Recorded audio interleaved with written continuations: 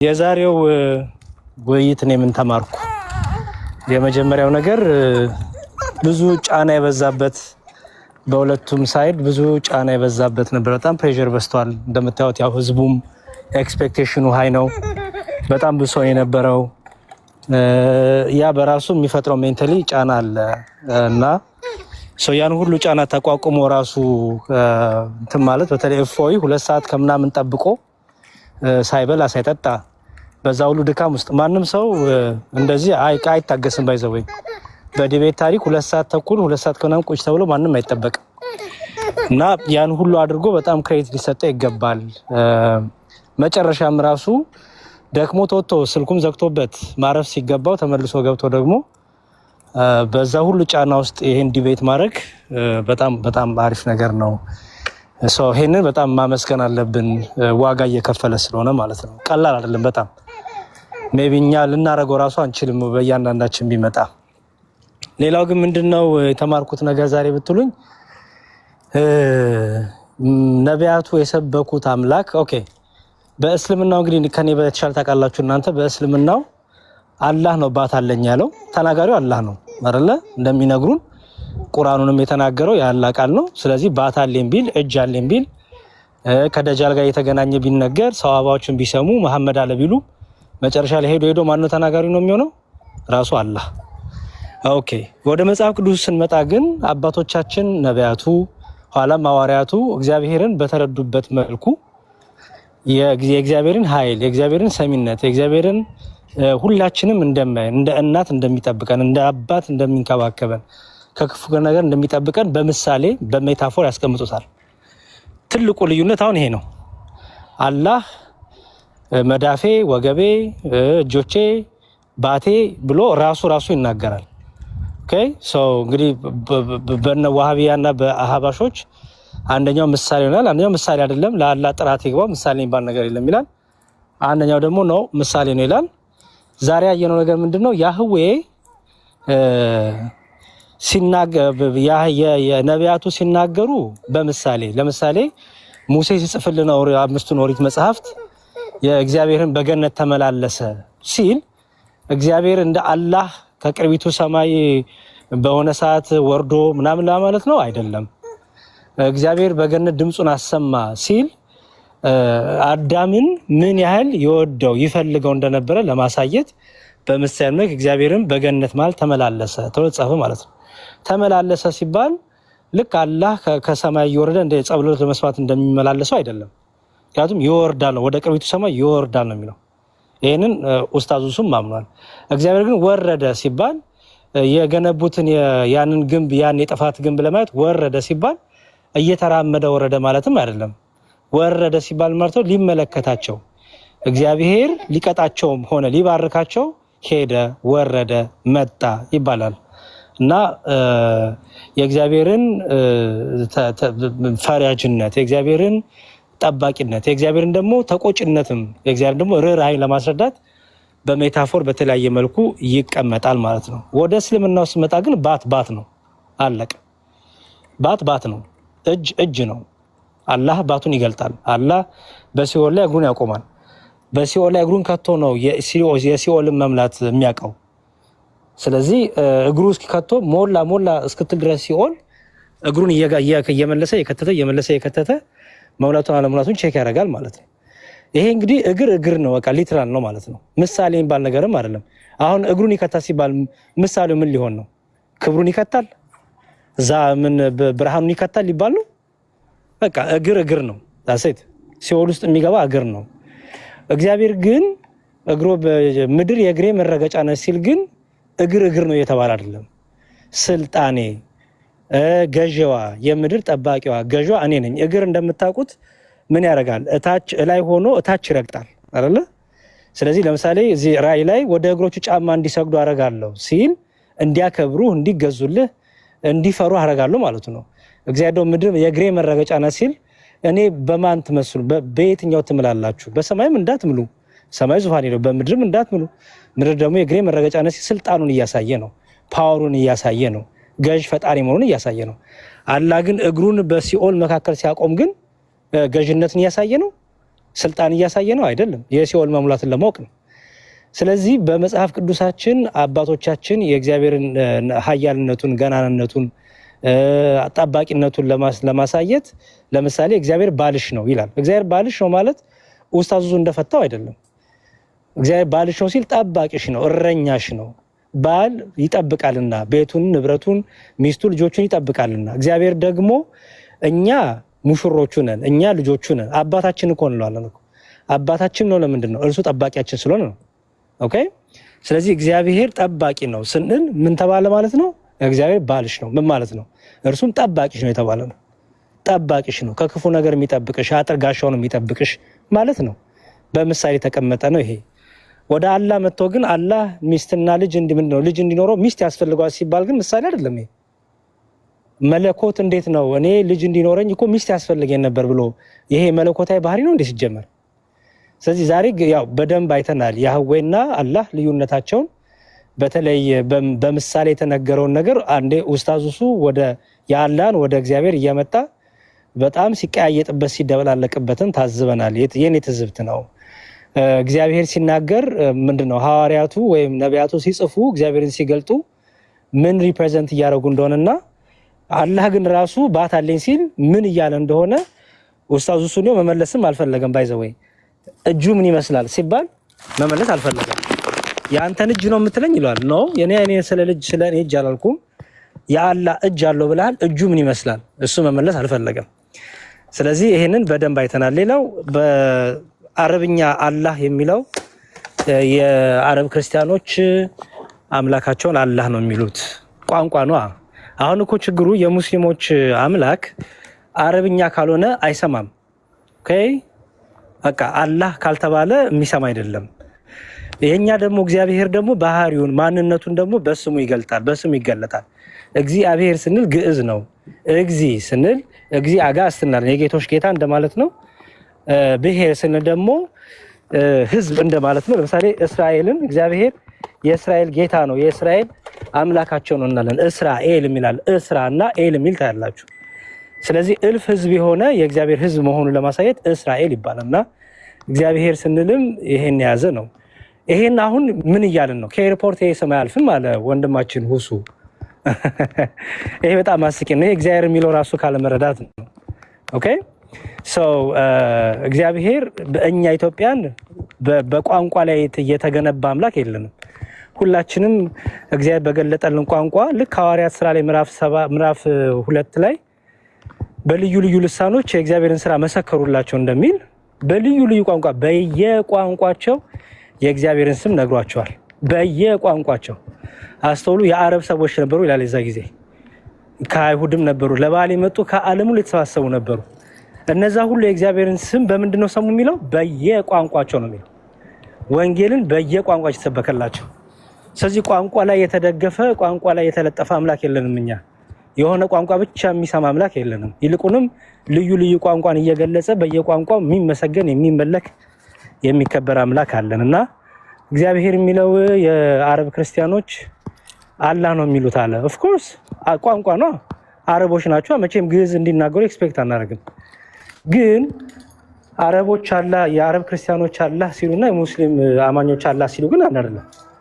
ኦኬ የአረብ ክርስቲያኖች አላህ ሲሉ እግዚአብሔር እያሉ ነው፣ ፈጣሪ እያሉ ነው። በአንድነት በሶስትነት ያሉ ስላሴን እየተናገሩ ነው። ለምን ብትሉኝ ዕብራውያን መልእክቱ ላይ ቅዱስ ጳውሎስ ስለ ልጁ ግን አምላኮ የሚለውን በአረብኛ ኢየሱስ ክርስቶስን ብሎ ይጠራዋል። ሮሜ 9:5 ላይ ያለውን በስጋ መጣ እሱም የተባረከ አምላክ ነው የሚለውን አላህ ብሎ ይጠራዋል። ማንን? ኢየሱስ ክርስቶስ። ስለዚህ የሙስሊሞች አምላክ ራሱ ክርስቶስ ነው ማለት ነው። ምክንያቱም አላህ ነው፣ አላህ ተብሏል ኢየሱስ ክርስቶስ።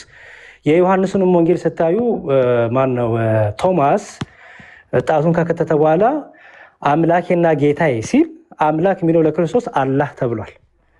ስለዚህ አላህ እንግዲህ በነሁሶ አስተምሮ በውስታዙ አስተምሮ ኢየሱስ ክርስቶስ አላህ ነው ማለት ነው፣ ፈጣሪያቸው ነው ማለት ነው። የሚሰግዱለት መላእክት ሁሉ የሚሰግዱለት አምላክ ነው ማለት ነው። ስለዚህ በቋንቋ ከተመጣ ራሱ ኢየሱስ ክርስቶስ በአረብኛ አላህ ተብሏል። እሱም ምን ልታረጉት ነው? እና በቋንቋ ለመደበቅም የተደረገው ነገር በጣም የሚያስቅ ነው። ግን እንዳልኩት ነው። በጠቅላላ ግን በደንብ ካለባቸው ፕሬዠር አንጻር፣ ከድካሙ አንጻር፣ ከሰው ኤክስፔክቴሽን አንጻር በደንብ ፎከስ አድርገው ደግሞ እኔ ድጋሚ ቢዋዩ ብዬ አስባለሁ። የኔም ፐርሰናሊ ሀሳብ ነው ብትጠይቁኝ፣ ድጋሚ ቢዋዩ በቃ ቁጭ ብሎ ድጋሚ ቢዋዩ ብዬ ደግሞ አስባለሁ። ከዚህ በላይ ደግሞ ኦልሬዲ አሁን ተገናኝተዋል፣ ተለማምደዋል። ሩቅ ነበሩ፣ አሁን ደግሞ በቅርብ ተገናኝተዋል። እንደ እኔ ፐርሰናሊ ቢደግሙና በደንብ ደግሞ ጊዜ ተሰጥቷቸው አሁን ተግባብተዋል፣ ታይም አያዙንም አይተውታል። በደንብ ድጋሚ ደግሞ ሪቪው ቢያደርጉልን ደግሞ ሞር የተሻለ ነገር እንማራለን ብዬ አምናለሁ። በተረፈ ጥሩ ጊዜ ነበረን። ግን ማጠቃለያው ምንድነው? አላህና እግዚአብሔር አንድ አይደሉም። እግዚአብሔር የተገለጠበት መጽሐፈ ሚስጥር ላይና እዛኛው መጽሐፍ ላይ የእግዚአብሔር ምንድነው የእግዚአብሔር መልክ የእግዚአብሔር መልክ የእኛም መልክ ነው ተብሎ እግዚአብሔር ያለው ሁሉ የሰው ልጅም አለው የተባለ ምን ለማለት ነው? መልክ የሚለው መጽሐፍ ቅዱስ በብዙ ቦታ ተጠቅሷል። ለምሳሌ በኦሪት ዘፍጥረት ምዕራፍ 1 ቁጥር 26 ላይ እግዚአብሔርም በመልኩና በምሳሌው አዳምን ፈጠሩ ይላል። መልክ ያዛችሁ የመጀመሪያ። ከዛ ደግሞ ኦሪት ዘፍጥረት ምዕራፍ 5 ላይ አዳምም በመልኩና በምሳሌው ይላል። መልክ ያዙ። ወደ ሐዲስ ኪዳን ስንመጣ ደግሞ ክርስቶስን እርሱ የባህሪው ነጸብራቅ ይለዋል። ኦኬ ፊልጵስዩስ ላይ ደግሞ በእግዚአብሔር መልክ ሲኖር ሳለ ይለዋል። መልክ የሚል ነገር ይመጣል። ስለዚህ መልክ የሚለው ምንድን ነው? ኦኬ መልክ የሚለው ምንድን ነው? አዳም ለመጀመሪያ ጊዜ ሲፈጠር በእግዚአብሔር መልክ ፈጠረው ሲል እግዚአብሔር ሌላ መለኮት ፈጠረ የተባለ አይደለም። የእግዚአብሔር መልኩ ለአዳም ሲነገር ምን ማለት ነው? ገዢ የሆነ እግዚአብሔር በባህሪው ገዢ ነው። እግዚአብሔር በባህሪው ቅዱስ ነው። ምክንያቱም አዳምና ሔዋንን ከፈጠራቸው በኋላ ምንድን ያላቸው? ግዟት ነው የተባሉት። እግዚአብሔር ፈጥሮ ያዘጋጀውን ምድር ምንድነው ተባሉት? ግዙ። መግዛት የእግዚአብሔር የባህሪው ነው። ለአዳምና ለሔዋን ግን በጸጋ ስለተሰጠ የእግዚአብሔር መልክ ተባለ ማለት ነው። ያ ገዥነታቸው፣ ያ ቅዱስነታቸው፣ ያ ንጽህናቸው፣ ያ አዋቂነታቸው በጸጋ በእግዚአብሔር እስትንፋስ እፍ ተብለው የተካፈሉ ስለሆነ ይሄ መልክ ተባለ። በኋላ አዳም ግን ከክብር ከወደቀ በኋላ ከክብሩ ከተራቆተ በኋላ ጸበለስን በልቶ ሕግን ከተላለፈ በኋላ ደግሞ ልጅ ሲወልድ ምን ተባለ? አዳምም በመልኩና በምሳሌው ወለደ ተባለ። በመልኩ ማለት ነው ሲባል አዳም ከጎኑ ከወገቡ የሚወጡት ሁሉ ምን ሆኑ ማለት ነው? አዳማዊ ባህሪ ይዘው ተወለዱ ማለት ነው። አባታቸውን መስሎ ተወለዱ ማለት ነው። ኦኬ ፊልጵስዩስ ላይ መጥቶ ደግሞ እርሱ በእግዚአብሔር መልክ ይኖር የነበረው ብሎ ለክርስቶስ ሲነገር ደግሞ ምን ማለት ነው? ይኖር የነበረው ብሎ አስቀድሞ እርሱ በእግዚአብሔር መልክ ይኖር ነበር ነው የሚለው። መቼ? አስቀድሞ ማለት ዓለም ከመፈጠሩ በፊት። ስለዚህ ይሄ ደግሞ ያሳይታል ከአብ ጋር በትክክል በሆነ በቅድስና ስልጣን፣ አምላክነት፣ መለኮት ባህሪ አንድ ሆኖ ትክክል ሆኖ እኩል ሆኖ ይኖር የነበረው በስጋ ተገለጠ ነው። አያችሁ። ስለዚህ እነዚህ የታዩት ሁለቱ መጽሐፍ ላይ ለእግዚአብሔር ዓይን አለው፣ ለእግዚአብሔር ጆሮ አለው፣ ለእግዚአብሔር እግር አለው እያለ መጽሐፍ ቅዱስም ሲያብራራ እንደምናስበው የሚመረመር ጆሮ የሚመረመር እግር ማለት አይደለም ብለው መምህሩ ተናገሩ። የሚመረመር አይደለም ማለት ነው ፊዚካል ነው እያልን አይደለም እያሉ ነው። ኦኬ ለምሳሌ እኔና እናንተ አካል ይመረመራል ፊዚካል ስለሆነ ኦኬ እንመረምረዋለን፣ እንደርስበታለን። በሳይንሱ ይመረመራል፣ በአናቶሚ ይመረመራል፣ በብዙ ነገር ይጠናል። የእግዚአብሔር መልክ ግን አይመረመርም ብሎ ደጋግሞ ተናግሯል። አይመረመርም ማለት ነው የእርሱ መልክ የእግዚአብሔር ጆሮ የእግዚአብሔር እግር የሚለው ነገር ሲቀመጥ ሰሚነቱን ለምሳሌ ኢየሱስ ክርስቶስ ስለ እስራኤልን አይቷት ምንድን ያለው? ዶሮ ጫጩቷን እንደምትሰበስብ ብዙ ጊዜ ልሰበስባችሁ መጣሁ፣ እናንተ ግን ልባችሁን አደነደናችሁ፣ ፊታችሁን ዞር አደረጋችሁ፣ ወዮ እያለ ለእስራኤል አልቅሶላታል። እና በጫጩት መስሎ ምንን? እናትነቱን፣ ጥበቃውን እግዚአብሔር እንዴት ይንከባከባቸው እንደነበር ለማሳየት ዶሮ ጫጩቶቿን እንደምትጠብቅ ብሎ በዚህ ምሳሌ ይናገራል። ስለዚህ የእግዚአብሔር ጆሮ ሲባል ሰሚነቱን፣ የእግዚአብሔር ዓይን ሲባል እርሱ ሁሉን የሚመለከት ወደ ላይም ብንወጣ ወደ ጥልቁም ብንወርድ በሲኦልም ቢሆን በገነትም ቢሆን በሁሉ የሞላ በሁሉ ባለስልጣን የሆነ ወደ ሲኦል የሚያወርድ እሱ ስለሆነ በሞትና በሕይወት ላይ ስልጣን ያለው እሱ ስለሆነ ጌታ እንደዚህ ነው ያለው። ምን አለ? በስጋችሁን የሚገሉትን አትፍሯቸው፣ ይልቁንም ነፍስን ከስጋ ሊለይ የሚችለውን ነፍሳችሁን ወደ ሲኦልም ወደ ገነትም ሊከት የሚችለውን ወደ ሕይወትም ወደ ሞትም ሊወስድ የሚችለው እርሱን ፍሩ እንዳለው ማለት ነው። ስለዚህ ዳዊት ለዚህ ነው ወደ ላይ በወርድም ወደ ላይ በወጣም ተበዛለህ፣ ወደ ታች በወርድም አንተ በዛለህ፣ በጥልቁ በሲኦልም በወርድም አንተ በዛለህ አለ። በሁሉ የሞላነ በሲኦልም በገነትም ስልጣን ያለ አንተ ነህ። ወደ ዘላለም ሞትም የምትወረውር አንተ ነህ፣ ወደ ዘላለም ሕይወት የምትሸልም አንተ ነህ ሲል ነው ዳዊት። ስለዚህ ይህን ይዞ እግዚአብሔር ሁሉንም ይመለከታል፣ ሁሉንም ያያል፣ ለሁሉ ይደርሳል የሚለው መመለከት በዚህ መልኩ ያስቀምጣል። በተረፈ አካል ስንል ለእግዚአብሔር ስጋዊ አካል እያለን ሳይሆን ፐርሰን እያለ እኔነቱን እየተናገር ነው። እኔ ባይ መሆኑን አንድም ወልድ አብ አይደለም፣ አብ ወልድ አይደለም እያልን ነው። አብ ልጁን ልጄ ይለዋል፣ ወልድ አባቱን አባቴ ይለዋል። ለዚህ ነው ቅድም ኡስታዙሱ አምላኬና ወደ አምላካችሁ ወደ አባቴና ወደ አባታችሁ የሚለውን አባቴ የሚለውን በተለይ አይጠራትም። ቢሞት የኢየሱስ ክርስቶስ አባትና አምላክ ይባረክ አባቴ የሚለውን ይዘለዋል። ምክንያቱም አባቴ ካለ ከእስልምናው ጠቅላላ በቃ ሌላ አምላክ ሊሆን ነው። ምክንያቱም አላህ አባት መባል አይወድም። ሰማይና ምድር ነው በቃ የሚገለባበጡት። ስለዚህ እግዚአብሔር አባት ምንድን ነው? አካል ስንል አብ አባት እንደሆነ፣ ወልድ ልጅ እንደሆነ፣ አምላክ የሚለው ከስጋዊ አንጻር ከተዋህዶ ስጋ አንጻር በስጋ ከመገለጡ አንጻር የተነገረ እንደነበሩ ሁሉ እነዚህ ሁሉ የታዩበት ውይይት ነው። ካረዘምኩኝ ይቅርታ። እግዚአብሔር ይስጥልኝ እድል ስለሰጣችሁኝ። ሜይ ቢ ያጠፋሁት ያበላሸሁት ነገር ካለ እታረማለሁ፣ እማራለሁ። እግዚአብሔር ይስጥልኝ። አንድ ሀሳብ ልጨምር ትዝ ስላለኝ ነው እንዳይጠፋብኝ። ልጄ ካሳቀች ይጠፋብኛ ሁሉ ነገርና ከመሳቄ ፊት ለልጄ ልቶሎ ልናገር ብዬ ነው። ቃሎት ያሰማልን። ኡስታዙ ዛሬ በነገራችን ላይ የኢየሱስ ክርስቶስን ሞት አምኗል። የኢየሱስ ክርስቶስን ሞት አምኗል። ትንሣኤው ላይ ነው ጥያቄ ያለው ማለት ነው። ምክንያቱም አይታችሁ ከሆነ ኢየሱስ ክርስቶስ ለመሞቱ ምስክር ማን ነው አላለም። ያችሁ አምኗል ማለት ነው። ኢየሱስ ክርስቶስ ይላልና ነብዩ ኢየሱስ ክርስቶስ ይላል። ይሁን ግድ የለም ለመሸወር ነው የሚጠቀሙት፣ ግን ሞቷል የሚለውን ያምናል ማለት ነው። ምክንያቱም መሞቱን አልጠየቀም። አይታችሁ ከሆነ እፎይን ኢየሱስ ክርስቶስ ሲሞት ምስክር ማን ናቸው አላለም። ያለው ምንድነው? ሲነሳ ነው ያለው። ሲነሳ ካለ ኡስታዝ ሁሱ ምን አመነ ማለት ነው? የኢየሱስ ክርስቶስ ሞት አምኗል። ይሄ ደግሞ ዳግም ሻሃዳ ሊያስይዞ ይችላል። እንግዲህ ኡስታዝ ፈልጋችሁ ማስያዝ ነው። ምክንያቱም ከፈረ እና ይሄንን በደንብ ቀደም ያስተውላችሁት ይመስለኛል። የኢየሱስ ክርስቶስን ትንሣኤ ያየው ማን ነው ብሎ ጠይቋልና በመጽሐፍ ቅዱሳችን ኢየሱስ ክርስቶስን ትንሣኤ በጣም ብዙ ጊዜ ክርስቶስ አሳይቷል፣ ገልጦላቸዋል። ኡስታዙ እሱ ግን የጀመረው ከትንሣኤው ማናየ ነው እንጂ ሲሞት ማናየ አለ። ምክንያቱም ሲሞት ማናየ ካለማ ሕማም መከራ ሲቀበል ከሐሙስ ሌሊት ጀምሮ እስከሚሰቀልበት እስከ ዓርብ 11 ሰዓት ድረስ አብረ የነበሩ ሐዋርያትን አብራ የነበረች እናቱን ሌሎቹንም ሉቃሱ ላይ እንደተጠቀሱት የነበሩትን ሌሎችም ሲከተው የነበሩ ሴቶች ሁሉ ምስክር እንዳሉ ስለሚያውቅ ያን ዝም አለ ማለት ነው። ስለዚህ ኡስታዙ እሱ ይህንንም ስላመነልን የኢየሱስ ክርስቶስን ሞት ስላመነልን እስልምናው አላህ የካደውን ነገር ኡስታዝ ደግሞ በኡስታዝ ስልጣናቸው ሞቱን እንግዲህ አምኗል ማለት ነው። ምክንያቱም ሲነሳ ካለ መሞቱን አምኖ ነው አንድ ሰው። ምክንያቱም ለምሳሌ እኔ ሙስሊም ብሆን ሲሞት ምስክር ማን ነበር ብዬ ነው የምጀምረው። ምክንያቱም አልሞተም ብዬ ነው የማስተምረው አይደል? ሲነሳ ካልኩኝ ግን ሞቱን አምኛለሁ ማለት ነው። መነሳቱ ላይ ነው ዲስከሽን የፈለኩት ማለት ነው። እና ግማሽ መንገድ መጥተዋል ኡስታዙ እሱ አላህን ማስተካክለውልናል እና ጥሩ ነው። ይሄንንም ስለታዘብኩ ይችላል ለማስቀመጥ ነው። ቴንኪው በጣም እሺ። ቃላት ያሰማልን ዲያቆን አጎቴም እናመሰግናለን። በደንብ አድርጋችሁ ያስተማራችሁንና እሺ እንማማር አለ አለው። እንደምን አላችሁ? ይሰማል ድምጼ? አዎ ይሰማል። አሪፍ ነው። እኔ እንኳን ወጣ ገባ እያልኩ ነበረ ለመከታተል እየሞከርኩ የነበረው። የተሰረዘም መሰለኝ በጣም ቆየና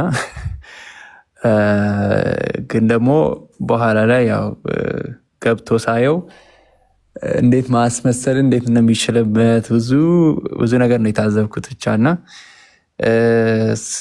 እንግዲህ በሚዲያ በአንድ ሰከንድ የሚፈጅን በአንድ ሰከንድ መገናኘት የሚቻልን ነገር 3-4 ሰዓት የሚያክል አስፈጅቶ ካስቆየ ካሰለች ምናምን ካደከመ በኋላ ላይ ደግሞ ምንም እንዳልተፈጠረ ስላገኘው ደስ ብሎኛል ምናምን በቃ ጨዋ ለመምሰል ምናምን ሞክሯል ምናምን እና ደስተኛ ከሆነ እሱ በማግኘቱ ደስተኛ ከሆነ ወዲያውኑ እኮ ተገናኝተው እኛም የረባ ነገር ቶሎ ተማምረን አስተላልፈው መለያየት ይችሉ ነበረ። ግን አንድ ላይ ስንት ሰዓት ነው የፈጀው?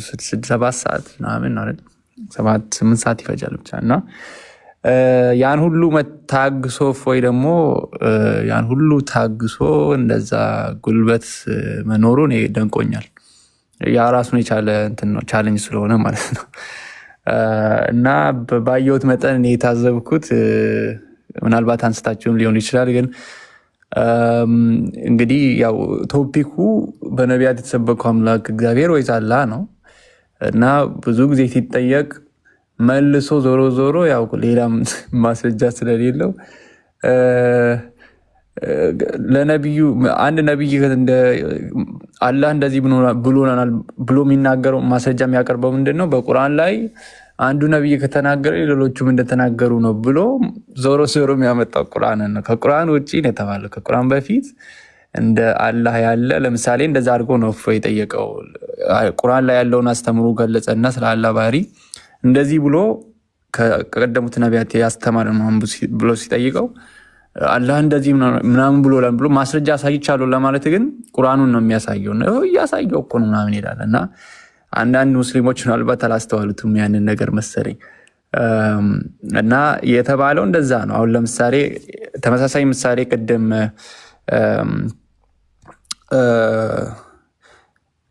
ሶሪ ሳሚ ብለው ችግር የለው ማለት ሳሚ ጠቅሶታል። ምሳሌውን በማን ነበረ እነዚህ ስማቸው ጠፋኝ አሁን። ብቻ እኔ ፍቅር ሲዝምን ነው የምጠቀመው። ዋቄ ፈታን ምሳሌ አድርጎ ተጠቅሙታል። እኔ ፍቅር ሲዝምን ነው የምጠቀመው። እና ፍቅር ሲዝምን ለምሳሌ ከፍቅር ሲዝም ውጪ እንደ ፍቅር ሲዝም ያለ የሆነ እንደዚህ አይነት ያስተማሪ አምጣ ምናምን ተብሎ ቢጠየቅ ፍቅር ሲዝም ላይ አምላካችን እንደዚህ ምናምን ብሎ ማስረጃ እንደማምጣት ነው ዞሮ ዞሮ ማለት ነው። አሜን። ያው መደጋገም ነው የሚሆነው፣ ግን ብዙ እንደዚህ አይነት ነገሮችን አይቼበታለሁ። ሙሉን ደግሞ ከእንደገና ሪኮርድ ተደርጎ ይሆናል ብዬ አስባለሁ። ሙሉን እከታተላለሁ፣ አምልጦኝ ስለነበረ በተወሰነ መልኩ እና ብቻ ጥሩ ነበር። ምናልባት ወደፊት እንዳሳብ ብዙ ሰበብ እየተደረገ ስለነበር ምናልባት አወያይ ያስፈልጋል ብዬ አስባለሁ። የሆነ ገለልተኛ የሆነ ሰው ምላሽ እንዲሰጡ፣ ሁለቱም ያው ምላሽ ብሎ የሚያስቡት እንዲሰጡ፣ ሰዓት ያዘብኝ አልያዘብኝ እንትን እንዳይሉ ምናልባት እንደዚህ ነገሮች ሞር እየተለመዱ ሲመጡ ምናልባት ሰከንም እያሉ ይመጡና ሞር ሪላይዝ እያደረጉ ይመጣሉ ብዬ አስባለሁ። እንትኖች ሙስሊሞችም ረጋ እያሉ ይመጣሉ እያስባለሁ በዚህ ላይ እና ጥሩ ነው። በጣም እንኳንም ብቻ ይሄንም ብዙ ቢያለፋም ቢያደክምም ቢያስጠብቅም ያን ሁሉ ቢያስጠብቅም እንኳንም ተሳካ። ግን ያው ጥሩ ነበረ እና ቀጥሉ። ሌላ ሀሳብ ትዝ ሲለኝ ደግሞ እንትን እንቀጥላለሁ በኋላ ላይ። አመሰግናለሁ ስለነበረኝ እድል። እሺ፣ እናመሰግናለን እንማማር። ሌሎቻችሁ አላችሁ? አይ ቲንክ ዲዲባ ትንሽ ወልድ መሰለኝ። ለማንኛውም ዋናው ነገር ምንድን ነው? ኦኬ፣ ቀጥልንማ። ኦላ አቋርጥ ይፈልጋለሁ። ያው ለማለት የፈለግኩት ትንሽ ምናልባት ሀሳቤን ተረሳስቼ ስለሆነ ነው እና ቅድም ፍቅር ሲዝም አነሳውና ብዙም ያልኩበት አልመሰለኝም። ለማለት የፈለግኩት ምንድን ነው የተፈለገው ባህሪውን በተመለከተ ነው ብላችሁታል ብዙ ጊዜ። ይሄ በስም መመሳሰል ፍቅር ሲዝም ራሱ ሌላው ያልጨመርኩበት ጉዳይ ምንድን ነው? ፍቅር ሲዝም ራሱ እግዚአብሔር የሚለውን ቃል ይጠቀማል፣ መንፈስ ቅዱስ የሚልም ይጠቀማል፣ ማብራራት ባይችልም ማለት ነው። መሐመድም ምናምን ብሎ ኦፍኮርስ እሱንም ይጨምራል። ግን ምንድን ነው ቃሉ መጠቀሙ እናንተም እንዳላችሁት ቃሉ መጠቀሙ ወይ ስሙን መጠቀሙ አንድ አያደርገውም እና ባህሪውን አባትነቱን ለምሳሌ አባት ብለው ሰብኳል ቀደምት ነቢያቶች። የቱ ጋ ነው መሐመድ ያንን አስተምሮ የደገፈው ወይም ያንን በዛ መልኩ የሰበከው ምናምን ለሚለው መልስ የለም። እና እንደዚህ አይነት ጥያቄዎች ላይ ምንም መልስ አልነበረም። ይቅርታ አሁንም ሀሳቤ ተበታትኖብኝ ነበረ እና ቀጥይ፣ ግን ማቋረጥ አልነበረብኝም። ሶሪ። ኖ አይ ኦኬ ኦኬ። ሀሳብን ካልጨረስክ መቀጠል ትችላለህ። እሺ ለማንኛውም ኦቨሮል በዲቤቱ ጉዳይ ላይ ዋናው ነገር ምንድን ነው? እንግዲህ በርዕሱም እንደነበረው አይታችሁ ከሆነ ቤላ ይቅርታ ከታችም እየደጋገሙ የጻፉ ስለሆነ በጣም ይቅርታ። እሺ ግን ይሄን ኢየሱስ ክርስቶስ ሲነሳ ማን ነው መጀመሪያ ያየው የሚል ነገር እሱን መልስ ልስጥ። ቅድም እንዳልኩት ኡስታዝ እሱ መሞቱን አምኖልናል። ስለመነሳቱ የጠየቀን አንደኛ ቆሮንቶስ ምዕራፍ 15 ቁጥር 5 ላይ እዛው ላይ የክርስቶስ መሞቱና መነሳቱ ለወንጌላችን መሰረት ዋና እንደሆነ ባይነሳማ ወንጌላችን ከቱ ነው ብሏል ቅዱስ ጳውሎስ። ባይነሳ ያለው ግን ከላይ መሞቱን መስክሮ ነው። ያው ኡስታዙ እሱችን ስለሚፈራ ዘሎ መሞቱ ጋር መጣ ማለት ነው። ችግር የለውም። አንድ አካል ተነሳ ለመባል መሞት አለበት። ስለዚህ ባይ ዲፎልት መሞቱን አምኗል ብያለሁ ቅድም። ምክንያቱም አንድ ሰው የክርስቶስ መነሳት ላይ ጥያቄ ያላቸው ሰዎች አሉ። መሞቱን አምነው ማለት ነው። መሞቱን ያላመነ ሰው ከሞቱ ነው የሚጀምረው፣ ከመነሳቱ አይጀምርም። መሞቱን ያመን የተቀበለ ሰው ግን ከመነሳቱ ደግሞ ጥያቄውን ይቀጥላል ማለት ነው። እና ሰው እዛው አንደኛ ቆሮንቶስ ምዕራፍ 15 ቁጥር 5 ላይ አስቀድሞ ለማን ታየ ይላል? ለጴጥሮስ ታየ ይላል። ስለዚህ መቅደላዊት ማርያም ሄዳ እንደ ልማዳችሁ ሽቱ ልቀባ ሄደች። ሽቱ ልቀባ ሲል ዮሐንስ ወንጌል ላይ እንደሚናገረው ስትገባ ስታይ ወደ መቃብሩ የለም። መልአክ ተገለጡ። እዚህ ይላችሁ እንደሆነ መልአክ ተገልጦ ምን አሉ? እንዴት ነው የማታስተውሉት? እነሳለሁ፣ እቀድማችኋለሁ፣ ከሞት እነሳለሁ ብሎ አልነገራችሁም? ምን ብለው መላእክቱ ራሱ ለነዛ ለሴቶች ነገሯቸው። ከዛ ሄዳ በዝግ ቤት ሳሉ እነ ጴጥሮስ አስተውሉ፣ ጌታ ገና በዝግ ቤት አልተገለጠላቸውም። ለጴጥሮስና ሌሎች ተናገረች። ሄዳ ምን ብላ? ጌታ ተነስቷል ብላ። እንዲሁም መላእክቱም ተገለጡ መሰከሩ ብላ ተናገረች። ከዛ ወደዛ ሲያመሩ ትዝ ይላችሁ እንደሆነ ጴጥሮስን ከሐዋርያት አስቀድሞ በመንገድ ላይ ተገናኝቶ ትንሣኤውን የገለጠለት ማን ነው? ለጴጥሮስ። እና እዛው እኮ መልሶ አለ። እዛው የቆሮንቶስ ምዕራፍ 15 ቁጥር 5 ላይ ከሁላችን አስቀድሞ ከሐዋርያት ለማን ተገለጠ? አስቀድሞ ጌታ ለጴጥሮስ፣ ኋላ ደግሞ ቤት ዘግተው ለነበሩት ለቀሩት ሐዋርያት፣ በኋላ ደግሞ ድጋሚ ደግሞ ከሳምንት በኋላ ደግሞ ለቶማስ። ጌታ እንደዚህ እያደረገ በልዩ ልዩ ቦታ በልዩ ልዩ ጊዜ ትንሣኤውን ለተለያዩ ሰዎች ገልጧል ማለት ነው። ለመጀመሪያ ጊዜ ለማን የገለጠው? ቅዱስ ጴጥሮስ። እዛው ምዕራፉ ላይ ራሱ ኡስታዙ ያመጣው ምዕራፍ ላይ ከፍ ብሎ ቢያነበው ያገኘዋል። እፎይም ያን እየመለሰለት ኡስታዝን ቆርጦ ስላመጡት ሰው እንዳይ ስላልፈለጉ ያው እንደምታዩት በቃ ይቅር ይቅር ወደሚል ነገር መጡ ማለት ነው ኡስታዝ። እና ቅዱስ ጴጥሮስ ከሐዋርያት ምስክሩን የመጀመሪያው ከ36ቱ ቅዱሳት አንስት ደግሞ መግደላዊት ማርያም እና ሌሎች ሴቶች ምስክር ናቸው። ኋላ ደግሞ ክርስቶስ አምላካችን ለሐዋርያቱ፣ ኋላ ደግሞ ለቶማስ እያለ ደግሞ እርገቱን ገልጠዋል ማለት ነው። እና እችን ለመናገር ብዬ ነው። ቤላ ጊዜ ይስጥልኝ። አሚን አሚን። ችግር የለም ዲያቆን፣ እንኳን ሄድክበት። ሀቢብ ያለ አንድ ሰው አስገቢኝ እያሉ ነው። እና እስቲ እሺ ላስገባ። ሀቢብ ያለ ቦታ መልቀቅ ካስፈልገን ይህንም ማለት ይቻለሽ፣ በኋላ መለሳለሁ። ኦኬ እሺ። አይ እንትን እነሱ ቆይቶ ከገቡና ለዛ እሺ። ቤቲ ከታች ላኪና ግን ሳይቲን ፕራይቬት ስለሆነ አካውንቶች ማስገባት አልቻልኩም። እና ኦኬ እሺ ገብተሻል። እሷ እስክትገባ ድረስ ቃል ታሰማልን በድጋሚ ዲያቆን። እናመሰግናለን። ዋናው ነገር ምንድን ነው? በነቢያት የተሰበከው አምላክ እግዚአብሔር ወይስ አላህ ነው የሚለው ነቢያቶች ልክ አሁን ሙስሊሞች የሚሉትን አምላክ ሰብከዋል ወይ ነው። ምክንያቱም ወይም ሲያመጣ የነበረው ነገር ከተመለከታችሁ ከምሽቱ 1/3 ወደ ቀሪቱም እንደሚወል እጅ ያለው ባት ያለው የቂያማ ቀን ባቱን የሚገልጥ ጀሃነም ላይ እግሩን የሚጭን እንደዚህ አይነት አምላክ ሰብከዋል ወይ ነቢያቶች? ሙሴም የተለያዩ ነቢያቶች ይህንን አምላክ ነው ወይ ሰበኩት ነው በቃ ዋናው ጥያቄ ማለት ነው። የለም። ስለዚህ ኡስታዛቸው ይህን ነገር ፕሩቭ ማድረግ አልቻለም ማለት ነው። አይችልም። ከደም ይሄ ሁሉ ከመቼ ጀምሮ የመጣ ነው? እንግዲህ ነቢያት ካለፉ ሐዋርያት ካለፉ ከ600 ዓመት በኋላ የመጣ የመሐመድ ውጤት ስለሆነ ማለት ነው። ቤቲ እሺ ገብተሻል? እህታችን አለሽ? እንዴት አደራችሁ ነው የሚባለው? ሳንተኛ ነጋ። እንዴት ነሽ? እግዚአብሔር ይመስገን። እኔ መጀመሪያ መዝሙር ያሬድን ከሱ ጋር ላይቭ መግባት የኔ የሆነ ፍላጎት አለ።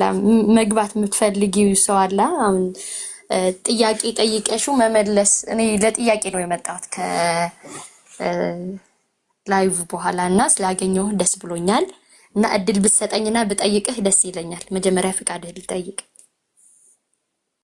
እሺ ችግር የለውም። ከቶፒካችን እንትን እንዳንል ወይ ሰመሪውን እንጨርስና ቤል ላይ ከጨረስን ጥያቄውን እንቀበላት፣ ካልጨረስን ግን ብትንትን እንዳይል ምንድነው ውይይቱ ላይ ሪፍሌክሽን እየሰጠን ሲሆን ሪፍሌክሽኑ ይለቅና ከዛ በኋላ እኔም አሉ ወንድሞቻችንም አሉ እንልክልሻለን። ኦኬ እሺ። ሰው ስለነበረው ነገር እናውራ ነው አሁን ማለት ነው። ኦኬ አልገባኝም። ጥያቄ ነው ያለሽ ወይስ ስለ ውይይቱ ሪፍሌክሽን ለመስጠት ነው? አሁን ውይይቱ አንደኛ ነገር እኔ የተጠየቁ ጥያቄዎች ነበሩና በሱ ጉዳይ ነበር መጠየቅ የፈለኩት። ሰው በኋላ ጠይቃለሁ፣ ችግር የለውም። መጀመሪያ የነበረውን ነገር ሪፍሌክት እናድርግ፣ እንደ እንማማር ነው የኔም ሐሳብ። ምክንያቱም እፎይ ቤት ጋር ከሁለት ተኩል አስይዤ እስካሁን ነው ቁጭ ያልኩት። ስንጠብቀው አንደኛ ነገር እኔ የገባኝና የተማርኩት አንድ ነገር ቢኖር እፎይ ያ ልጅ አይመጥ ነው ማለት ከእፎይ ጋር መረዳዳት የሚችል ሰው አልነበረም ልጁ። እኔ አላውቀውም፣ ባየሁት ግን ሂኬንት ማለት የሙስሊም ኢቭን ማውራት አልቻለም። ተዘጋጅቶ አሁን ጥያቄ ለራሱ ተሰጥቶት መዝሙረ ዳዊት 139 ያለው አንስቶ ነበር፣ 109 ያለው ምናምን አንስቶ ነበርና ቲፒክሊ የተዘጋጀ ነገር ነው የተሰጠው። ዘኦሪት ፍጥረት አንስቶ ነበር ጌታ ምናምን የሚለው የግብፁን ማንሳት ጀምሮ ነበር ምናምንና ልጁ አንደኛ ነገር ሆን ብሎ እፎይን አታክ ለማድረግ እንጂ ሃይማኖቱ ሪፍሌክት ማድረግ አልነበረም። ቤት ይሰማሻል? ይቅርታ። እሺ ችግር የለው ቤት ችግር የለው። መታለ ትምህርቱ ላይ እናተኩርና የኡስታዙ እሱ መዘጋጀት አለመዘጋጀት እሱ ከራሱ ወንድሞች ጋር ዲስከስ የሚያደርገው ነው። እሱ ሳይሆን አሁን እኛ የፈለግነው የተነሱ ትምህርቶች ላይ ሪፍሌክሽን የተሰጠ ነው። ትምህርቱ ላይ ብቻ ፎከስ አድርጊና አሁን ይሄን ላይ አሁን ቤላ ቤት ከመጣች ስንት ደቂቃ ሆነሽ? መጀመሪያ መጥቼ ነበር ቤላ፣ አንተ አልነበርክም ከአንድ ሰዓት በፊት። ከዛ የሆኑ ሙስሊሞች ኢንቫይት አድርገውኝ እዛ ጋር ገብቼ ነበር። እኔ ጠየቅኩሽ እዚህ ቤላ ቤት ከመጣች መልሽ። ምክንያቱም ቤላ ቤት የተነሱት ትምህርቶች ኡስታዙ እሱም ያነሳቸው እንማማር ብቻ ነው እንማማርና አንተ እያወራህ ብቻ ነው የሰማሁት። ከዛ ደግሞ እኔ የፈለኩት ደግሞ አንተን መጠየቅ ነው ነበር። እሺ ቤት ይኸውልሽ አዳምጪኝና ጠቅላላ እዛ ላይ የተነሳውን ነገር ወንድማችን ሳሚም ቢንዬም ብሩኬም መምህር ብን ሐኪም ምንም እዛ ላይ የተነሱትን ነገሮች ብዙ ከቨር አድርገናል። ኡስታዙ እሱም ያነሳቸውን የተመለሰ ማን ነው እፎይም የመለሳቸውን እየደገምን እንትን ብለናል እና ሜቢ አምልጦሽ ከሆነ አዶ ነው ሰውም እንዳይሰላች አንድ አይነት ነገር ሲመለስበት ሜቢ አመለጠሽ ሀሳብ ካለ አዶ ነው። እንዴት እንደ ቤላ ምን ይመስልሻል? ጥያቄዎቿን ታቀርብና አንድ ጥያቄ ነው ያለኝ እኮ ያንን ጥያቄ ጠይቄ መውጣት ብቻ ነው የምፈልገው። እሱም አንተ ስላለህ ነው መጠየቅ የፈለግኩት። እሺ አትጠይቂ እኮ አልኩ። እሺ ጠይቂ በቃ። I don't think የተጋባራ ነው። I don't think so ዲያቆ የተግባባን ተባባላችሁ። ኦኬ እሺ ጠይቂ። አሁን የኔ ጥያቄ ትንሽ ናት። አሁን ኡስታሱ ምን አንስቶ ነበር ስለ ነብዩ ሙሴ አብርሃም አላህ ምናምን ብሎ የጠየቀው ጥያቄ ነበር። አላህ የሚል ተጽፏል ምናምን የሚል ነበር በግብፃውያን በአቡነ ተክለ ሃይማኖት ነው መሰለኝ። የአቡነ ተክለ ሃይማኖትን መጽሐፍ ገልጦ አላህ እመኑ የሚለውን ሐሳብ አንስቶ ነበርና የኛ የቋንቋ ልዩነት የሚያመጣው ሪፍሌክሽን አለ ወይ? አሁን የሚቀየር ነገር አለ? አሁን ያ ልጅ ያወራው እኛ መጽሐፍ ቅዱስ ምንድነው የሚባለው ገልጬ እያነበብኩኝ ነበር እና በአላህ ተተክቷል እግዚአብሔር የሚለውን በግብፃውያን ላይ። አሁን ይሄ ምንድን ነው ይገባኝ ላይ? እሺ መልካም። ቅድም ለዛ ነበር አየሽ ነበርሽ ብዬ ጠየኩሽ። ለዛ ነው ምክንያቱም ይሄንኑ መልስ ቅድም እኔው ራሴ መልሼ ነበረ፣ ግን ችግር የለውም ድጋሚ ልመልስ። ምን መሰለሽ እህት አለም ለምሳሌ ኦኬ ቆይ አሳይሽ መጀመሪያ የተክለ ሃይማኖት መጽሐፍ ላይ ሳይሆን ሴንት ተክላ ዳት ኦርግ የሚባል ዌብሳይት አለ። የኮፕቲክ ኦርቶዶክስ ዌብሳይት አለ። የግብፅ ቤተክርስቲያን የቅዱስ ተክለ ሃይማኖት ቤተክርስቲያን ማለት ነው። እና እዛ ላይ የአረብኛ ተናጋሪ ስለሆኑ አረብኛ ሌሰኖች፣ አረብኛ ትምህርቶች አላቸው ፖስት ያደርጋሉ። እና አረብኛ መጽሐፍ ቅዱስም ፖስት ይደረጋል። የክርስቲያኖች አረብኛ መጽሐፍ ቅዱስ ማለት ነው። ኦኬ ዌብሳይቱን ላሳይሽ፣ ያው ለእውቀትም ስለሚጠቅም በሌላ ጊዜ አይቼዋለሁ። አይዞህ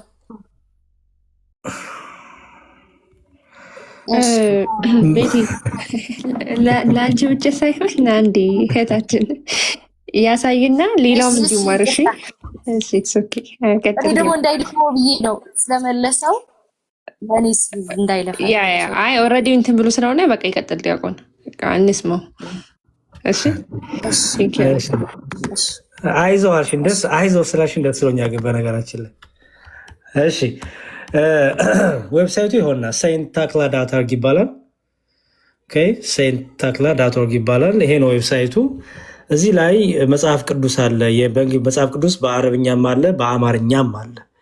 ኦኬ በአረብኛ ያለው መጽሐፍ ቅዱስ ዳውንሎድ አድርጋችሁ ብታዩት ለምሳሌ ይኸው ይሄ ሁሉ እዛው ዌብሳይት ላይ ያለ የአረብኛ መጽሐፍ ቅዱሶች ናቸው ማለት ነው። በአረብኛ መጽሐፍ ቅዱስ እግዚአብሔር አላህ ነው። አዎ አላህ ነው። ምክንያቱም አላህ ማለት ቋንቋ ነው፣ አረብኛ ቋንቋ ነው። አምላክ ማለት ነው። አምላክ ማለት ነው በአረብኛ። ለምሳሌ እኛ በግዕዝ አምላክ እንላለን። አምላክ ባይዘዊ አማርኛ አይደለም፣ ግዕዝ ቃል ነው። አምላክ፣ መልአክ፣ እነዚህ ሁሉ የግዕዝ ቃል ናቸው። አምልኮ የሚለው የግዕዝ ቃል ናቸው እና አምላክ ይባላል። ለምሳሌ አንድ አረብኛ ጣዖት የሚያመልክ ሰው ጣዖቱን ማን ነው አምላክ ብትሉት የኔ አላህ ብሎ ነው የሚመልሰው። የኔ አላህ እንዲህ ይላል ማለት ነው። ምክንያቱም አላህ ማለት ቋንቋ ነው፣ አምላክ ማለት ነው። ለምሳሌ አማርኛ ተናጋሪ የሆነ ሰው የአንተ አምላክ ማን ነው አይደለም የምትዩ አይደል? የእሱ አምላክ ጣዖት ከሆነ የኔ አምላክ እገሌ እገሌ ይባላል ይሻል አይደል? በጣም ጥሩ። ስለዚህ እግዚአብሔር ብሎ ጣዖት የለም መቼም። ግን ኔትወርክ ነው መሰለኝ ይህች ልጅ። በቃ ዝም ልቀጥል። እሺ ስሚ፣ አምላክ የሚለውን ትርጉም ይዛል። አረብኛ ቃል ነው። እግዚአብሔር የሚለውን ጋድ የሚለውን አረቦች ደግሞ አላ፣ ምክንያቱም አረብኛ ተናጋሪ ናቸው። ቋንቋ ባይዘዌ የእግዚአብሔርን ማንነት ባህሪ በልዩ ልዩ መልኩ ይገልጣል ቋንቋ። ለምሳሌ እኛ በግዙ እግዚአብሔር እንዳለን፣ ፈረንጆች ደግሞ ጋድ ይላሉ በካፒታል ሌተር ጂ ማለት ነው። በኦሮምኛ ደግሞ የራሱ ቃላት ይኖራል፣ በጉራግኛ የራሱ ቃላት ይኖራል። አይሹ ለምን የእግዚአብሔርን ማንነቱን የሚገልጡ ስሞች በየቋንቋው ቋንቋ እንደሚገልጹ ይቀመጣሉ ማለት ነው። ወንድማችን ሁሱ ሊያደርግ የሞከረው ምንድን ነው? እግዚአብሔር የሚለው ስም እኮ ከኤርፖርት አያልፍም ማለት። እኛ ሲጀመር ቋንቋ ውስጥ የሚደበቅ አምላክ የለንም። አረብኛ ብቻ የሚሰማ አምላክ የለንም። የእኛ አምላክ እንኳን አንድ ቋንቋ ብቻ ሊሰማ ቀርቶ ለሁሉ ቋንቋ የገለጠ ነው። ስለዚህ ሁሉም በየቋንቋ አምላኩን ይጠራዋል። ሁሉም በየቋንቋው እግዚአብሔር መጥቶ አይ እኔ በአረብኛ ካልጠራችሁኝ ያለንም እኔም በቋንቋ እግዚአብሔርን አናግረዋለሁ። ምክንያቱም ቋንቋን ራሱ ቅድም ስናገር ነበረ በሐዋርያት ሥራ ምዕራፍ 2 ላይ ትዝሽ እንደሆነ መንፈስ ቅዱስ ሲወርድ አንደኛ ያደረገው ነገር ምንድን ነው? ይኸው በእያንዳንዳቸው ላይ የተቀመጡባቸው የተለያዩ የተካፈሉ ልሳኖች ሁሉም መንፈስ ቅዱስ እንደሞላባቸው መንፈስ ይናገሩ ዘንድ እንደሰጣቸው በሌላ ልሳኖች ይናገሩ ጀመር ይላል። ስለዚህ ሐዋርያቱ እንኳን በሌላ በነሱ ቋንቋ ባልሆነ ግን ተናጋሪና ተወላጅ ባለው ሰሚ ባለው በሌላ አገር ቋንቋ እግዚአብሔርን ሰብከዋል፣ ክርስቶስን ሰብከዋል። ሲሰብኩ ታዲያ እነዛ ሰዎች በሚሰሙት ቃል ነው የሰበኩት። በራሳቸው ቃላት ቋንቋ ሳይሆን እነዛ ሰዎች በሚሰሙ ቋንቋ ምን ሰበኩ? ስለ እግዚአብሔር ነገሩ፣ ስለ ወንጌል ነገሩ። ስለዚህ በሚሰሙት ቋንቋ አምላካቸው ተነገራቸው ማለት ነው። እንጂ እንዲሁም የሚገርምሽ እነዚህ ሰዎች ምን አሉ እንዴ? እነዚህ የሚናገሩ ሰዎች አሉ እንዴ ይህም ድምፅ በሆነ ጊዜ ህዝቡ ተሰበሰቡ፣ እያንዳንዱ በገዛ ቋንቋው። በገዛ ቋንቋው መንፈስ ቅዱስ ትልቅ ነገር ያደረገው ምንድነው? ሁሉም በገዛ ቋንቋው አምላኩን እንዲረዳ አምላኩ እንዲጠራ በገዛ ቋንቋ ወንጌል የተሰበከለት። እነ ኡስታዝና ሌሎች ሙስሊሞች የሚሉን አላህ በሉ ነው። አላህ ደግሞ አላህ ብቻ አላህ በቃ አላህ ካልተባለ አምላክ አይሰማም የሚል እኛ እንደዚህ አይነት አምላክ የለንም። ያህዌ እግዚአብሔር ሁሉ በየቋንቋ የሚጠሩት ነው ስሙን እንጂ በአንድ ቋንቋ ጥሩኝ፣ በአንድ ቋንቋ ካልጠራችሁኝ አልሰማም የሚል የሆነ ብሔር ውስጥ የተደበቀ የሆነ ዘር ውስጥ የተደበቀ አምላክ የለንም። ስለዚህ ለሰዎች ልጆች እንኳን ሁሉም በየቋንቋ አምላካቸው እንዲያመሰግኑ፣ ሁሉም በየቋንቋ ወንጌል ቃለ እግዚአብሔር የእግዚአብሔር መንግስት እንዲነገር ለሰዎች ቃለ ቋንቋን የሰጠ እግዚአብሔር በልዩ ልዩ ቋንቋ ሁሉም በየቋንቋ እግዚአብሔርን ይጠራል። ኦኬ። ስለዚህ ይህን ካስቀመጥኩልሽ ዘንዳ የአረብኛው መጽሐፍ ቅዱስ ምንድነው የተባለው? አላህ ይላል። አዎ ይላል። አዎ ይላል። ምክንያቱም ማለት አለበት። ለምን? አላህ የሚለው አረብኛ ቋንቋ ስለሆነ አረብኛ ቋንቋ ስለሆነ አላህ የሚለው ኦኬ። ለምሳሌ በአረብኛ አንድ ክፍል ላሳይሽ። በአረብኛ ኢየሱስ ክርስቶስ አላህ ተብሎ ተቀምጧል። ለምሳሌ ይኸው እዚህ የዕብራውያን መልእክቱ ላይ ቅዱስ ጳውሎስ ኦኬ፣ ዕብራውያን መልእክቱ ላይ የቅዱስ ጳውሎስ መልእክት ወደ ዕብራውያን ሰዎች ምዕራፍ 1 መጀመሪያ አማርኛውን ላንብብልሽ። አማርኛው ምን ይላል? ይኸው አማርኛው ላይ ዕብራውያን ላይ ይኸው አማርኛው ኦኬ፣ ይኸው ዕብራውያን 1:8 ላይ ይላል። እሺ ስለ ልጁ ግን ይላል። ይኸው ስለ ልጁ ግን አምላክ ሆይ ዙፋን እስከ ዘላለም ድረስ ይኖራል፣ የመንግስት በትር የቅንነት በትር ይላል። ስለማ ስለ ልጁ ግን ማን ብሎ ይጠራዋል? ልጁን ወይም ኢየሱስ ክርስቶስ ማን ተብሎ ይጠራል? አምላክ ሆይ። እቺ ቃል አሁን በአማርኛ አምላክ ሆይ ተብላ ለክርስቶስ የተነገረችው አረብኛው መጽሐፍ ቅዱስ ላይ ብትመጪ ይኸውና አረብኛው መጽሐፍ ቅዱስ ይኸው ለክርስቶስ የተነገረውን ቃል ይኸው እዚህ ጋር በት አንቱ ዘ ሳን ሂ ሴድ ዘ ትሮን ኦ ጋድ። ይሄንን አረብኛው መጽሐፍ ቅዱስ ለክርስቶስ አላህ ብሎ ክርስቶስን ጠርቶታል። ክርስቶስ ራሱ አላህ ተብሎ ተጠርቷል። ስለዚህ እግዚአብሔር አብ ብቻ አይደለም፣ እግዚአብሔር የሚለው ስም ብቻ አይደለም፣ ክርስቶስ ኢየሱስ ራሱ ተነጥሎ አላህ ብሎ ተጠርቷል በአረብ ክርስቲያኖች። ስለዚህ ቤቲ የአረብ ክርስቲያኖች አላህ የሚሉትና ሙስሊሞች አላህ የሚሉት አንድ አይነት ነው አይደለም። ራሱ የአንተው ኡስታዞች የአንተ ሊቃውንቶች በእንግሊዝኛ ፈተውታል። ከአንተ በተሻለ አረብኛውን የሚረዱት የአንተው ኡስታዞች የአንተው ኢማሞች ይኸው ፈተውታል። ሲፈቱት ይኸው ምንድነው ብለው የፈቱት? ያው ሂውል ይኸው እዚህ ጋር የታለ ስማኝ ቆይ፣ እኔ አይደለም የተረጎምኩት መልሰው ለአረበኛ ስማኝ ቆይ፣ አረበኛው ላይ አትመልስም? እኔ እንግሊዝኛው አነበውና አንተ አረበኛውን ታነባለህ። እንደዛ ከሆነ እኔ ልጨርስና ማለት ነው መልሴ ልጨርስና ትገባለህ። ጠይብ መሀል ላይ አትግባ። ድጋሚ አንበውና ተርጉም። እሺ በል በቃ መሀል ላይ እንዳትገባ። እሺ ድጋሚ አንበውና ተርጉም። ረሱሉላህ ነብዩ ወለይሰ ይህሲኑ የክቱቡ መጻፍ የሚችሉ አልነበረም፣ ፈከተበ ጻፈ ነው የሚለው። ማን ነው ነብዩ አለይሂ ሰላቱ ወሰላም መጻፍ አይችሉም ነበር፣ አሊ ጻፈ ነው። አይ መጻፍ አይችሉም ነበር አይደለም። ቅድም ቡኻሪ ላይ ምን ይላል? መጻፍ አይችሉም ነበር ብለህ አልፈታው። ድጋሚ አንብበው። ቆይ ከዛ ምን ይላል? መጻፍ አይችሉም ነበር አይልም። ማሂር አትዋሽ ፕሊስ። ቅድም ያልከው በስርዓቱ መጻፍ ባይችሉም ግን ጻፉን ያልከው። አሁን ደግሞ ተጨራሹ ድንጋጤ ያለበት ማሂር አይ ተውስቲ። አሁን ሰው ስለ ድንጋጤ ሲያወራ ደነገጥኩ የሚል ሰው ራሱ የደነገጠ ነው። ወጣ ኦኬ እንዴ ስለ ድንጋጤ ሳናወራ ራስ ደንግጠ እየደጋገምክ ደነገጣችሁ ትላለህ እንዴ? ከደነገጡ ደነግጫለሁ አግዙኝ በለን እንዴ። እንደዚህ ናቸው የዳቢሎስ ልጆች፣ አይን አውጥተው ይክዳሉ። ከነዚህ ጋር ውይይት ማድረግ መነጋገርም አስቸጋሪ የሚሆነው ለዛ ነው። ለፊት የተጻፈን ነገር ራሱ አንብቦ ይክዳል። እዚህ መጀመሪያ እኮ ጥሩ አድርጎ ተርጉሞታል እኮ ቢኒ ትዝ ይል እንደሆነ መጀመሪያ እኮ ምን አለ? በስርዓቱ መጻፍ የማይችል ቢሆንም ግን ጻፈ አለ። ከዛ ወሰደና አሊ ጋ ወሰደው። አይ መልካም በቃ ጸሎቱን ይቀጥል እንግዲህ። ይሄ ባይዘው ቅድም ጸሎቱ ሲባል የተናገርኩትን መስማት ለምትፈልጉ ታች ገጼ ላይ ሄዱና ያሲን ኑሩ የሚባለውን ብዙዎቻችሁ ልታውቁ ትችላላችሁ። እሱ ኮቨር ያለበትን ተምኔሉ የሱ ነው። እሱን ገብታችሁ ይዩ። ኢባዳ ነው። ኢባዳ ማለት ደግሞ አምልኮ ወይም ጸሎት ነው። ግንኙነት ማድረግ ራሱ ኢባዳ ነው። በደንብ አድርገህ አርክተህ ምናምን ብሎ በጣም ሲያብራራ ታያላችሁ። ኢባዳ ማድረግ ነው ይሄ ራሱ ምናምን ብሎ እና ሌሊቱ ሙሉ እናደርጋለን ስንል ምናልባት እሱን እያሰበ ይሆናል እሱና ቅድም ዲያቆን ለሚጠይቁ ጥያቄ መልስ ያጣው ለዛም ሊሆን ይችላል ብዬ ነው። ሰው በዛው ምችል ጠቁም ብዬ ነው። እና እዚህ ጋር በጣም የሚገርም እንትን ነው፣ ግልጽ የሆነ ማስረጃ ነው ዲያቆን ያቀረበው። ሌሎቹ እንዳውም አይተው የመሰከሩትን ማለት ነው ስለ ነብያቸው የተናገሩትን ነገር ነው ያስቀመጡት። ነብያቸውም ደግሞ በአልቡኻሪ 7366 ላይ ኑ ልጻፍላችሁ እንዳትስቱ ወይ ደግሞ እንማማር። ይኸው ገብቷል ተመልሶ። ማሂር ይኸው ገብቷል ተመልሶ። አንዴ ልናገር ማሂር አንዴ ሚውት አድርግና አንዴ ልናገር። ቦታ ሊካ ምናምን አይሰራም። እሺ አንዴ ልናገር። ማሂር አንዴ ቆይ። እሺ ማሂር አንዴ ሚውት አድርግና የገባውን እንቀበለው። ማን ነው የሚለው? ሬዋን ነው የሚለው። አንዴ ልናገር። እሺ አንዴ እኮ ድል ልንሰጥክ ነው። መዝሙር ያሬድ። ኧረ አንዴ ቆይ ስማኝ።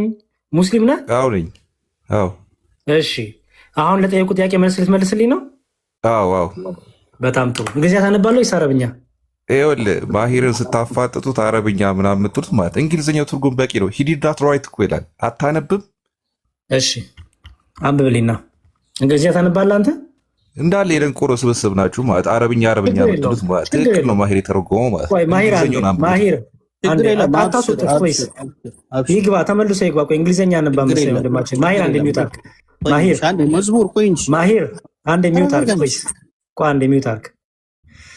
ተመልሰና ሬዋን ነው ማን ነው ወንድማችን? ተመልሰና ግባ ና ግባ። ይሳደብ ይስፋይን ይሳደብ፣ ችግር የለውም አታስወጡት። አንድ ሚውት አድርግ ማሂር። እዚሁ ሁንና ጠብቀኝ። የት ሄዳለህ? ገና ጸሎት ሌሊቱ ሙሉ አለብህ። ስለዚህ ጠብቀን ናግባ ወንድማችን። ስድቡን ቀነስ አድርገው ግን እሺ ፕሊዝ ናግባ። ደንቆሮ ምናምን የሚለው ስድብ እሱን ተወና ማንበብ ነው። እንግሊዝኛ ከቻልክ ና አንብብልኝ። መጣ እኔ እናንተን ጨርስ አይሻልም? የጀመርነውን እናንተ ስለሆን ማለት ነው። ተናገረና ወረደ። ስለዚህ ከወረደ ወረደ፣ እኛ እንቀጥል። ኧረ ማሂር በጌታ ምን ሆነህ ነው? አንዴ ተረጋጋ እንጂ አንተ እኮ ነው ዘል የወጣኸው። አንዴ ስልክ ተደውሎብኝ ነው የወጣሁት። በቃ እሺ ችግር የለም። አንዴ አናስወራህም ማለት ነው። አንዴ ልናገር። እሺ አሁን ካለክ ሬድዋን እልክልሃለሁ። ና ግባ። ከሰ ስራ ላገኘውክ ነው። ቀጥል ዲያቆን። በጣም ይቅርታ። እሺ ና ከገባ አንድ ቁጥር ጻፍ። አንዴ ቀንስ። እሺ ማሂር ታገሰኛ እንዴ። እኔ ጋር አይደል መጀመሪያ የጀመርከው? አንዴ ማሂር አንተ ስትወጣ ነው የገባው እሱ። ስለዚህ አንተ በዛው ቀን በዛው ምጣ ማቆ ታሪክ የለም። አንተ ነው የወጣው። አንዴ ማሂር ከታች እየጻፈ ነበረ፣ ለዛ ነው የገባው።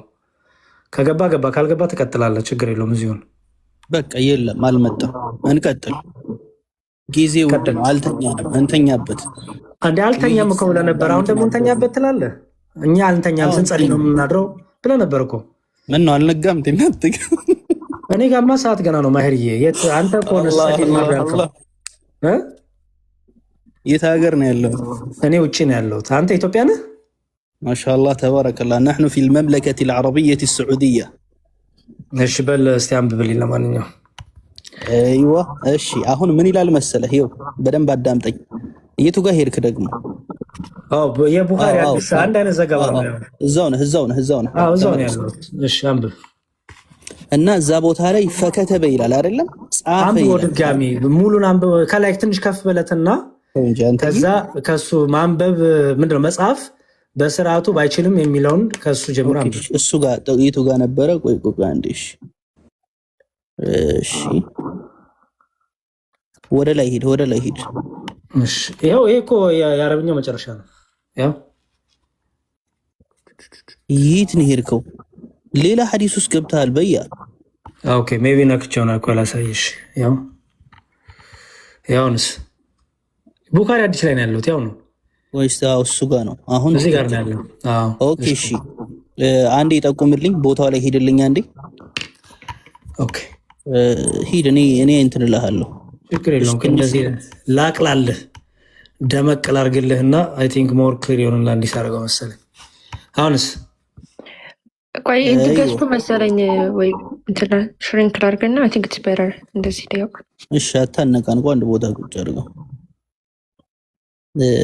طيب እሺ فأخذ رسول الله صلى الله عليه وسلم الكتاب فكتب هذا ما قضى عليه محمد بن عبد الله لا يدخل مكة سلاح ولا يخرج أهلها.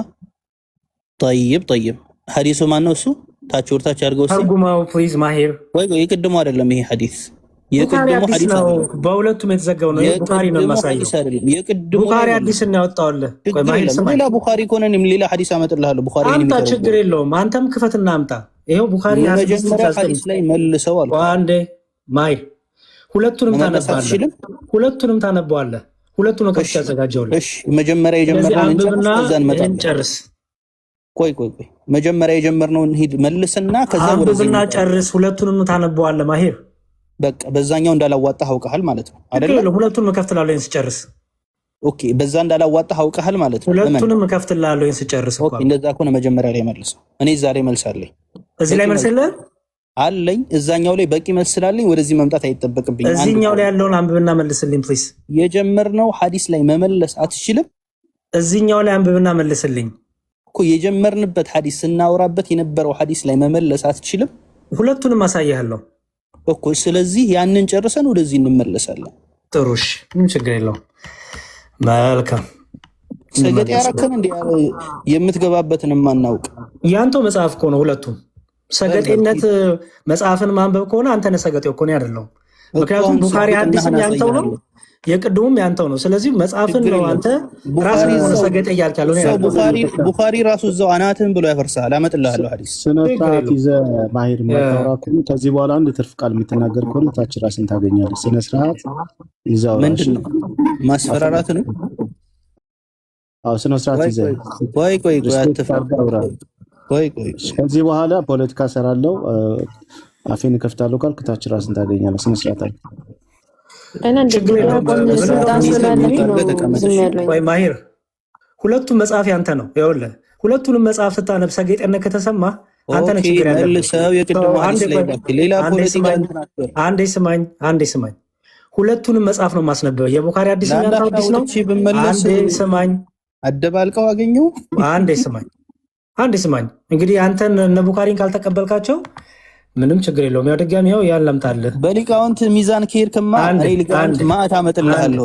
አምጣ ችግር የለውም እንደጻፈው። ኦኬ አንብብ። ስታመጣልኝ መስረጃውን እያሳየኝ ትቀጥላለህ። እሺ በቃ እሺ አንብብ። እሱን አነብና ሊቃውንቶች በምን ፈቱት የሚለውን አሳያለሁ። ሁለቱንም ታነባለህ። የቡኻሪንም ታነባለህ፣ ይሄንን ታነባለህ። በቃ ቀጥል።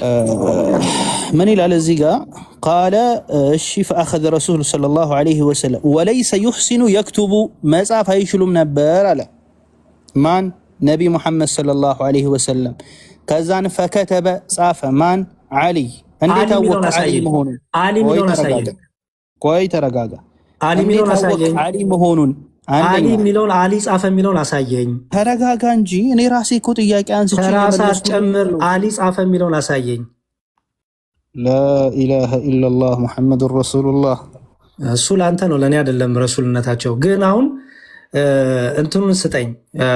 ጻፊው አሊ ነው። አሊ ጻፍ ተብሎ ጻፍ ያልክበትን አሳየኝ። እሺ ካልተረጋጋ እንዴት ነው ማሳየኝ? እኮ እየጠበቁ ነው። አሊ መጽሐፉን የሚጠቁመው አንደኛ እዚህ ሐዲስ ላይ አሊ ረዲየላሁ ዐንሁን ነቢ ዓለይሂ ሰላቱ ወሰላም ከኋላ አዘውታል። በዚህ ትእዛዝ ውስጥ መጥቶ ነቢ ዓለይሂ ሰላቱ ወሰላም መጻፍ አይችልም ካሉ በኋላ ፈከተበ ጻፈ ሲባል የሚፈለገው አሊ ነው። ምክንያቱም አሊ ሚለውን አሳይ። ያንተን ትርጉም አልፈልግም።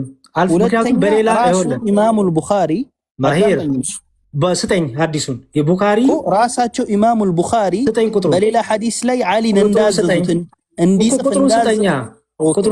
ቁጥር ሰጥሃለሁ። ችግር ኦኬ። እኔ ደግሞ በቡኻሪ ሐዲስ ደግሞ መሐመድ ራሱ እንደጻፈው ላሳይ። ቡኻሪ ሐዲስ ላይ ሙሐመድ ጽፏል የሚል አሳይ። አዎ ይሄው ክፈት። ቅድም እኮ አላነበበም ያልከኝ እሱ ነው። ያው ክፈት። እሺ ይሄው ይሄው ላቅልምልህ በደንብ እንድታየው። ቆይ ይሄው እዚህ ጋር እሺ፣ ይሄው ከዚህ ጀምሮ አንብብ። እሺ ያው ላምብ ታች መጨረሻ ሐዲሱን መጀመሪያ ታች ላይ ሄድና አዲስ ያውለ ወደ አረበኛው መልሰው አንዴ ሰሂህ ቡኻሪ طيب 2669 እሺ ይሄው ቡክ 53 ሐዲስ 9 طيب መልሰው በላምብ የቱ ጋር ነው ነብዩ አለይሂ ሰላቱ ወሰለም ጻፉ የሚለው? አንብብ ተርጉም። እኔ እንግሊዘኛው ላይ ስላየሁት አንተ አረብኛውን አንብብና ከዛ የእኔ ትርጉም ከሳሳተ በአረብኛው ትይዘኛለህ። ተርጉም። ኦኬ እሺ لكن ما سلم لا أمحوك فأخذ رسول الله صلى الله عليه وسلم الكتاب فكتب هذا ما قضى عليه محمد بن عبد الله ايوه من الى المسألة فأخذ رسول الله صلى الله عليه وسلم الى النبي صلى الله عليه وسلم يا زوال الكتاب مصحف يازه فكتب كذا صافه ما كتب علي كذا هذا ما قضى عليه محمد بن عبد الله ይሄ ሙሐመድ እብኑ አብዱላህ የአብዱላህ ልጅ የወሰነው ውሳኔ ነው ብሎ አለ። ቀጥል ነቢ ሙሐመድ ሰለላሁ ዐለይሂ ወሰለም እየጻፉ ይሄን አይሉትም። ገብቶሃል? ከዛ ላይ አንተ ካላነበብክ እኔ ለእንግሊዝኛው ላንብብ። ይኸው ታዘቡ ምንድነው የሚለው? እዩት። የታለ ነቢ ሙሐመድ ጻፈ? ላሳየ ነው እንግሊዝኛው ላይ ላሳየ። The prophet said, I am Allah messenger and also Muhammad bin Abdullah. Then he said to Ali, ምን አለ ያለ መልእክተኛ? እኔ የአላህ መልእክተኛ ነኝ እና የአብደላ ልጅ መሐመድ ነኝ። ከዛ በኋላ አስተውል ማየር then he said to Ali, ለአሊ እንዲህ አለው rub of the word ሰርዘው ምን የሚለውን አላህ ሜሴንጀር የሚለውን ሰርዘው አሉት።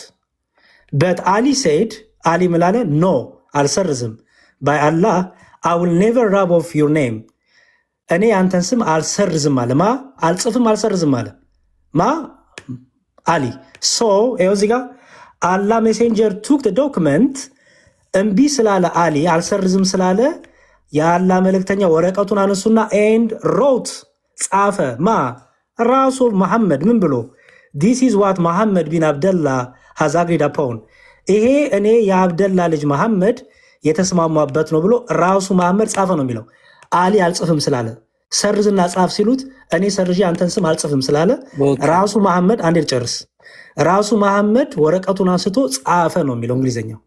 አንተ አረብኛውን ተርጉም በስርዓት ያው ኦኬ እሺ። እዚህ ቦታ ላይ ግን አንተ ያመጣው ቦታ ላይ ፈከተበ መሐመድ ጻፈ የሚል የለም። አንደኛ ይሄ ሁለተኛ ተረጋጋ እንጂ አንብበ ተርጉም እንደኔ አንብበ ተርጉም አንብቤ ተርጉም ይልሃለሁ። አሁን መልስ እየሰጠው ነው። አዳምጥ። አንብበ ተርጉም ፈከተበ ጻፈ አንብበ ተርጉም ሙሉን አንብበ ከዚህ ጀምሮ طيب فاخذ رسول الله ነብዩ ሰለላሁ ዐለይሂ ወሰለም ያዟል አልኪታበ መጽሐፉን አለቀ። ፈከተበ ጻፈ ማን አሊ እንዴት አወቅ አሊ መሆኑን ካልከኝ 2731 ላይ ተፈታሉ። 2731 ላይ ቡኻሪ ላይ ተፈታሉ ብለን እንደ ጥንቸል አንዘልም። ይሄን አሳየን ብለኛል።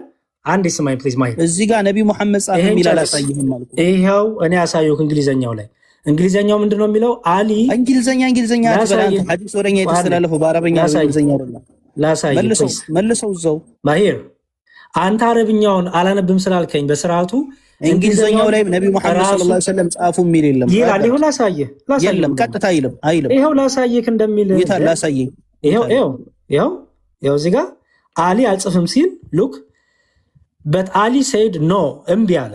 ሉክ የመሐመድ ምን አለው አሊን ይሄው አላህ ሜሴንጀር and also Muhammad bin Abdullah then he said to Ali የአላህ መልእክተኛ አሊ ምን አሉት?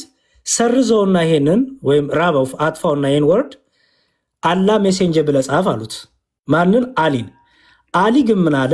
said ይሄው አሊ said no አልሰርዝም አልጽፍም ሰርዤ by Allah I will never rub off your name ሰርዤ አንተን ስም አልጽፍም አለ ማ አሊ። ከዛ በኋላ ሉክ ምን እንደሚል ስለዚህ አላህ ሜሴንጀር የአላህ መልእክተኛ ቱክ ደ ዶክመንት ወረቀቱን ወሰደና ኤንድ ሮት ያው ጻፈ። ኤንድ የሚለው የለም አረበኛ እምቢ ስላለ ኤንድ የሚለው የለም። ዋው ናት ኤንድ የምትተካው በአረበኛ የለም። አንበ ተርጉም የለም አንበ ተርጉም አሊ ጻፈ የሚለውን አንበ ተርጉም ነው የሚለው ጻፈ ፈከተበ ይው አንብበው ከላይ ጀምረ አሊ ጻፈበትን አሳይ። አዳምጠኝ። ኤንድ በአረበኛ ቋንቋ ዋው ነች። የታለሽ ዋው የለች። ሙሉ መስመሩን ላይ በመስመር እያነበብኩት ምክንያቱም አነበብኩልህ እኮ አላነበብክልኝም። ሙሉ ከዚህ ጀምሮ አንብብ። መዝሙር ቆይ አንዴ አንዴ እኔ እዛው ቡኻሪ ላይ ቆይ አዳምጠኝ። እሺ የትም አንሄድም ሳጨርስ ፕሊዝ። ኦኬ እሺ አዳምጠኝ። ቆይ አንተም እኮ ከዛ ሐዲስ ወደዚህ መተህ ነዋ። እኔ እዛው ቡኻሪ ላይ ቆይ እሺ አዳምጠኝ። እኔ እዛው ቡኻሪ ላይ ነቢ ዓለይሂ ሰላቱ ወሰላም ጸሐፊውን አዘው አልይን ማለት ነው ጻፍ እንዳሉት የሚያሳይ ሐዲስ ቀጥታ በቀጥታ ትቀበላለህ? ትሰጠኛለህ፣ እናነበዋለን። ይሄን ግን አንብበህ ጨርስልኝ። በቃ ይሄን ማነበብኩልህ እኮ ፈከተበጻፈ ነው አልይ ነው አልኩ። አልይ ሆነ በመናቆኝ አሊ አልጽፍም ማለት ነው የሚለው ትርጉሙ እዚህ ጋር። አንተ አሊ ጻፈ ትላለህ፣ ያንተው ደግሞ ሊቃውንት በእንግሊዝኛ አልጻፈም እያሉ ነው። ኦኬ 2731 ክፈት። ይሄን ፍታ መጀመሪያ ፕሊዝ ማሂር። ችግር የለም እዛ ላይ ይፈትልሃል። ይሄን ፍታው፣ ይሄን አንብበው። 2731 ክፈት። መክፈት አትችልም? ይሄን አንብበው። መክፈት አትችልም? ይሄን አንብበው። አንተ ያመጣው አንተ ተከፍታለህ። ፈከተ በማለት ጻፈ። ማን ነው የጻፈው? አልይ ነው። ማስረጃ እዚህ ጋር አሊ አልጽፍም ማለት ነው የሚለው። አሊ አልጽፍም ማለት ነው የሚለው። በቃ አውቀሃል ማለት ነው። አሊ አልጽፍም ማለት ነው። መሐመድ ነው የጻፈው። 2731 ቢጠቀስ ድባቅ እንደምትመታው አንድ ማሂር። እሺ ማሂር አንብበው ፕሊዝ፣ እየጠበቅኩ ነው። ምንድነው አንብበው የምትለው አንተ? ከዛ ሐዲስ ዘለ የመጣው እዚህ ሐዲስን በሐዲስ ልስፈስር አይደለ? እኔ ደግሞ ሌላ ሐዲስ እዛው ቡኻሪ ላይ ልጠቁምልህ፣ ሐዲስን በሐዲስ ልፈስርልህ። ስለዚህ እና አታነብም? ያልገባህም ካልገባህ ቀጥተኛ የሚገባህ ነው። ይሄን አንብበህ ተርጉምልኝ። ልክ እኔ እንዲገባህ አድርጌ እንደተረጎምኩት በመሰረተ ተርጉምልኝ። አልገባኝም እኮ አንተ አተረጓጓም የሌለ እኮ የተረጎም። ልድገምልህ ታዲያ ምን ችግር አለ? እንደሚለው አረበኛው ላይ የለም። ልድገምልህ፣ ችግር የለም። ልድገምልህ። ቶቶ አትድገምልኝ። ልድገምልህ። አልገባኝ ስላ ልድገምልህ። እንግሊዝኛ ትችላለህ?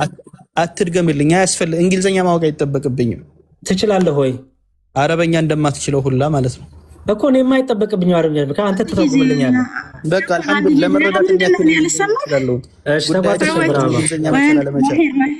አሁን ማለት ነው እዛ ሐዲስ ላይ ተጻፈ ሲል አንድ ጊዜ ልናገር። በቃ እናንተ ድንጋጌ ተኙ። በቃ ምንድነው ሰውዬ ተቅማጥ ይዞሃል እንዴ? ምንድነው? ማንም ክርስቲያን አይደነግጥም። መጀመሪያ ዲስሪስፔክት ሆነ። ቆይ አንድ ጊዜ ደግሞ ፈከተ ማለት እኮ ጻፈም ማለት ነው። ቆይ አንድ ጊዜ ኧረ ፕሊስ ምንድነው? በመስማት አቋርጠሻል እንዴ ብሮ? ፈከተ በማለት ጻፈም ነው። ዲያቆን ሱራ 2 ቁጥር 10 እንክፈትልን። እሺ አንዴ መልሰን ምን አላት? አዎ ይሄንን አንዴ አንብቢልኝና ጻፈም ነው። አለቀ። መጽሐፍ ይኸውልህ ነብዩ ማለት ነው መጽሐፍ ወሰደና ፈከተበ ጻፈም። በቃ አለቀ እኮ አንብቦታል እሱ ራሱ። ዋው የሚል የለም እንዴ? ፈከተበና ወከተበ ምንድነው ትርጉሙ? ልዩነቱ ይሄ እንዴት አይነት ሰው ነው በክርስቶስ? ስለዚህ ጻፈም ነው የሚለው። ቡኻሪ 2731 ደግሞ አቡበክር ሲዲቅ ለዑርዋ ኢብኑ መስዑድ ሄድና ያላትን ቂንጥር ላስ ያለበት ነው። ምን ሊያመጣ እንደው ከሱ ላይ አላውቅም። ብቻ ሙሉ ሐዲሱን ረጅም ነው በጣም አላነበብ ነው ምን ያለን እና ፈከተበ የሚለው እኮ ያላህ መልእክተኛ መጽሐፍ ወሰደና ፈከተበ ጻፈ እንዴ? ይሰማል? ዲያቆን ነው የፓኪስታኒ ቋንቋ ነው የሚመጣው። የኛን ሴቶች ስነ ስርዓት አይቼ አንቺን ስነ ስርዓት ኦርቶዶክስ እንደው ወላሂ ጃጃል እኮ ነው የምር። ኧረ በል አፈነ በቃ እኛ እንትን ነው አንተ ራሱ ታኙ ፈራችሁ ምናምን እያልክ ይኸውልህ እንትን ነው ማለት ስርዓት ከሌለ ስርዓት የለህም ነው፣ ካለህ ግን አለህ ነው። ትቀጥፋለህ እንዴ? ያለህ መልእክተኛ መጽሐፍ ያዘ فأخذ رسول الله كتاب فكتب مصحف وصدنا ጻፈም እያለህ እኮ ነው። ጻፈም ፈከተበ ጻፈም ሱረቱ በቀራ ቁጥር 10 እንክፈትልን። እንዲያቆን ደግሞ ቁርአን ላይ እንዴት ፈከተበ ይሄ እንትኑ የሚለው ፈሚለው ቃል እንዴት አያይሽ ሆኖ እንደሚመጣ ላሳይ። እሺ እኔ እንዴ አንሸዋወድ እንጂ ሰዎች ማን ልሸውድ ነው? 684 ሰው ነው ቁጥር እያለ ማለት ነው። ማን ልሸውድ ነው? እዚህ መተህ ከቅድም ጀምሮ ሲቀጥፍ ነበረ። በነገራችን ላይ እንደዚህ ሲቀጥፉ አስቆሟቸው። እኔም አንድ ያነብ የፈለኩት ቡኻሪንም የራሱ ሰዎችም እንዲታዘቡት ብዬ ነውና ኤኒዌይስ በጣም እየዋሸ ነበር እኮ። ዋው የለችም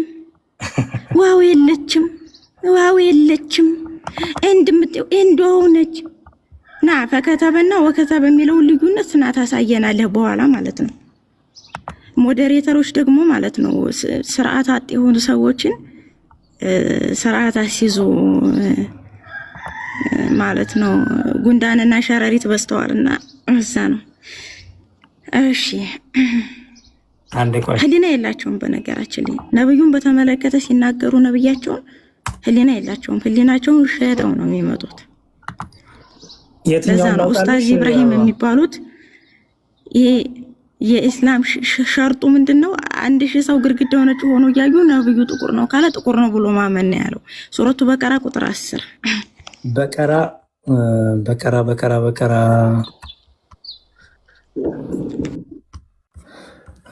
በቀራ ቁጥር 10 እሺ አንቀጽ 10 ይሄ ነው አይደል? አባ አንተን አረበኛውን አድርገው እኔ ጋር ደብዘዝ ብሏል ትንሽ። ሌላ ችግር የለውም። ትክክለኛ እንትኑ ክፍሉን በልቦቻቸው ውስጥ ነው የሚለው ነው። አዎ ለእነርሱም ያዋሹበት የሚለው እሺ ይኸው። አሁን ተመልከተው ማለት ነው። ይኸውልህ ፊ ቁሉብህም መረድ በልባቸው ውስጥ በሽታ አለ። ፈዛደሁም አላሁ መረድ አላህም ምን አለ? ፈዛደሁም አላህ መረዳ ወለሁም አዛቡን አሊም ቢማ ካኑ እስኪ የክዚቡን የዋሹት በነበረው ነገር ከባድ ቅጣት አላቸው ይላል። አላህም አለ ፈዛደሁም አላሁ መረድ አላህም በሽታን ጨመረባቸው ይላል። እዛ ጋር ነው ፈአኸዘ ረሱሉላሂ ኪታበ ፈከተበ ሲል በአላህ መልእክተኛ መጽሐፉ ስለጻፈም ነው። ጻፈም እንዴ ፓኪስታንኛ ነው እንዴ የምትሰማው? ማሄር ጻፈም እያለህ እኮ ነው። አሊ ነው አሊ አይደለም እሱ ራሱ ነብዩ ነው ጻፈ። ሌላም ሐዲስ አለ ሊሞት ሲል ሌላ ሐዲስ አለ። ቆይ እሱም አለ ያው አውጣለሁ። እሱ እዚህ ላይ ግን አንድ ልታነብልኝ የምፈልገው አሊ አልጽፍም ብሎ ነበር እንግሊዘኛው ላይ። አረብኛውን ስለምቻኝ ታነብኛለሽ። አሊ ግን መሐመድ ብሏል። እሱን አሳየኝ። ወስዶ ራሱ ነብዩ ነው የጻፈው። አለቀ እኮ። እሱን አረብኛውን ተሰጠኝ። አሊ አላደር እሱ ይምጣ። ቆይ እሱ ይምጣና ከሱ ጋር ያወራለሁ። ማሄራን አስገቦት። እሺ ማሄር አለ ነይ መልሹ ማሄራን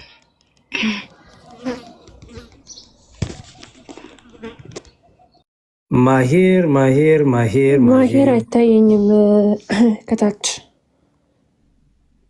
ወይ ደግሞ ሌሎች ሙስሊሞች ካላችሁ የማሄር ትክክል ነው ብላችሁ የምትሉም ካላችሁ መግባት ትችላላችሁ። ሌሎች ሙስሊሞች ካላችሁ ግን ማሄር አይታየኝም። እስቲ ኦኬ አየለ አይመስለኝም። ዲያቆን ካለ ነው የለም። ሌላ ሙስሊም ካለ ይግባና መሐመድ ጽፎ አያውቅም የሚሉ ካሉ እንግዲህ ቡኻሪ አዲስ እንደዘገበልን መቼም ደኢፍ ነው አትሉትም። የቡኻሪ አዲስ ነው። ምን ብሎ ነው ያስቀመጠው በዚህ አዲሱ ላይ? እንዲያውም አሊ ጻፍ ሲለው አልጽፍም ነው ያለው። አጥፍ ሰርዘውና ጻፍ ሲለው መሐመድ አልጽፍም ነው ያለው። ስምህን አልጽፍም ሰርዤ አልጽፍም ሲል መሐመድ ምን አደረገ? ወረቀቱን ወሰደ። ሂቱ ዘ ዶክመንት ኤንድ ሮት እንዲህ ብሎ ጻፈ። መሐመድ ማን እምቢ ስላለ? አሊ እምቢ ስላለ። ይሄው አረብኛው እና እኔ ከምትሳደቡ ይሄው ጽሁፉ እኮ ትርጉም ሳስታችኋል ካላችሁ ግቡና አስተካክሉት። አረብኛውም ሆነ እንግሊዘኛው እኛ አልተረጎም ነው። የራሳችሁ ሊቃውንት ዚስና ዳትካም ላይ ያሉ ኢማሞች ምናምን ናቸው። የሳውዲ አረቢያ ያሉ በሳውዲ አረቢያ ኪንግደም የሚመራ የሚጠበቅ ዌብሳይት ነው። እኛ እንኳን ጻፋችሁት እንዳትሉ። ካስፈለገም የቡኻሪ አዲስ ሙሉ ቮሊዩሙ አለኝ፣ እሱ ላይ ማሳየት እችላለሁ። አይ የሚገባ አይመስለኝም። በቃ ቤላይ አይ በቃ ማሂርም ወጥቷል። አይ ቲንክ ሌሎቹም የላችሁም እና በቃ ሀሳቡ ላይ እንትን በሉበትና አብጂ ሀሳቡ ላይ ሄዱበትና እንትን ማለት እንችላለን። በቃ ጥሩ። አይ እኔ እኮ እዚህም የደረስነው እኮ በእነ እፎይና በኡስታዝ እሱ ውይይት ነበረ። ከዛ በኋላ ወደዚህ መጣ እንጂ ይሄ አልነበረም ርዕሱም። ግን ያው ኤኒዌይስ እኛ ስናወራ ይኸው በማስረጃ አውጥተን ነው። አይናችሁ እያነበበ ከካዳችሁ መብታችሁ ነው። ራስን ማታለን ነው የሚሆነው። መሳደብ ይቻላል። ከታች ስድቡ ይጎርፋል እንደ ወንዝ እንደ ጅረት። ግን እሱ ምንም አይጠቅምም። ከምትሳደቡ ይኸው ከፍቼ ነው የማሳየው። ተሳስተሃል ያሬድ ስተረጉም ስተት አለው ካላችሁ ግቡና ተርጉሙ። ሲጀመር ያን ያመጣሁት እኛ ያዘጋጀነው እኛ የጻፍነው አይደለ። በአረብኛ መደበቅ አይቻልም፣ ፈጽሞ አይቻልም። ምክንያቱም አረብኛውን በደንብ አድርገው ለአረብኛው በሚስማማ መልኩ የተረጎሙት እነማን ናቸው? ይኸው የራሳችሁ ኢማሞች ተርጉሞ አስቀምጠውታል። ቡኻሪና ሙስሊም ሀዲሶች ደግሞ ደኢፍ አይደሉም። ብዙ ጊዜ ከ100% 90% ደኢፍ ሆኖም አያውቁም። ምን ያጋጥሞኝም አያውቅም። የአላህ መልእክተኛ ጽፏል። ጽሁፉ ላያምር ይችላል፣ ግን ጽፏል፣ በደንብ ጽፏል። ምን ብሎ ጽፏል? እኔ የአላህ መልእክተኛ እኔ መሐመድ የአብደላ ልጅ ነኝ፣ ይህኔን ተስማምቻለሁ ብሎ ጽፏል። አሊን ጻፍ ሲለው አሊ አልጽፍም ስላለ ማለት ነው። ስምን ሰርዤ አልጽፍም ስላለ።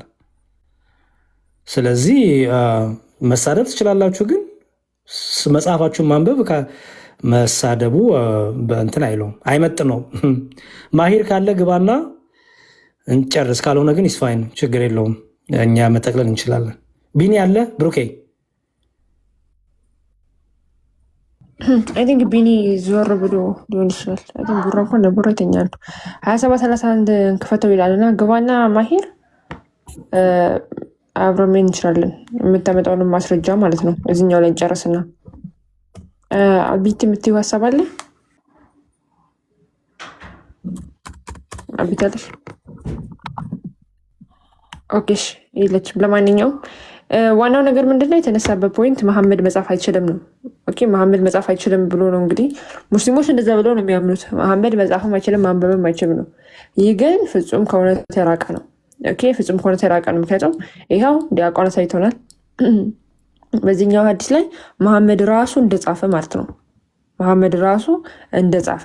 በሌላ ሀዲስ ላይ ደግሞ አይ ቲንክ እዛው ቡኻሪ ሀዲስ ላይም ደግሞ ምን የሚል ነገር አለ? መሐመድ ሊሞት በሚያጣጥርበት ጊዜ ላይ ኦን ሂዝ ዴት ቤድ ማለት ነው እስራስና መጻፊያና ወረቀትን ሲጠይቅ እንደነበረ ኢብን አባስ ዘግበዋል ማለት ነው።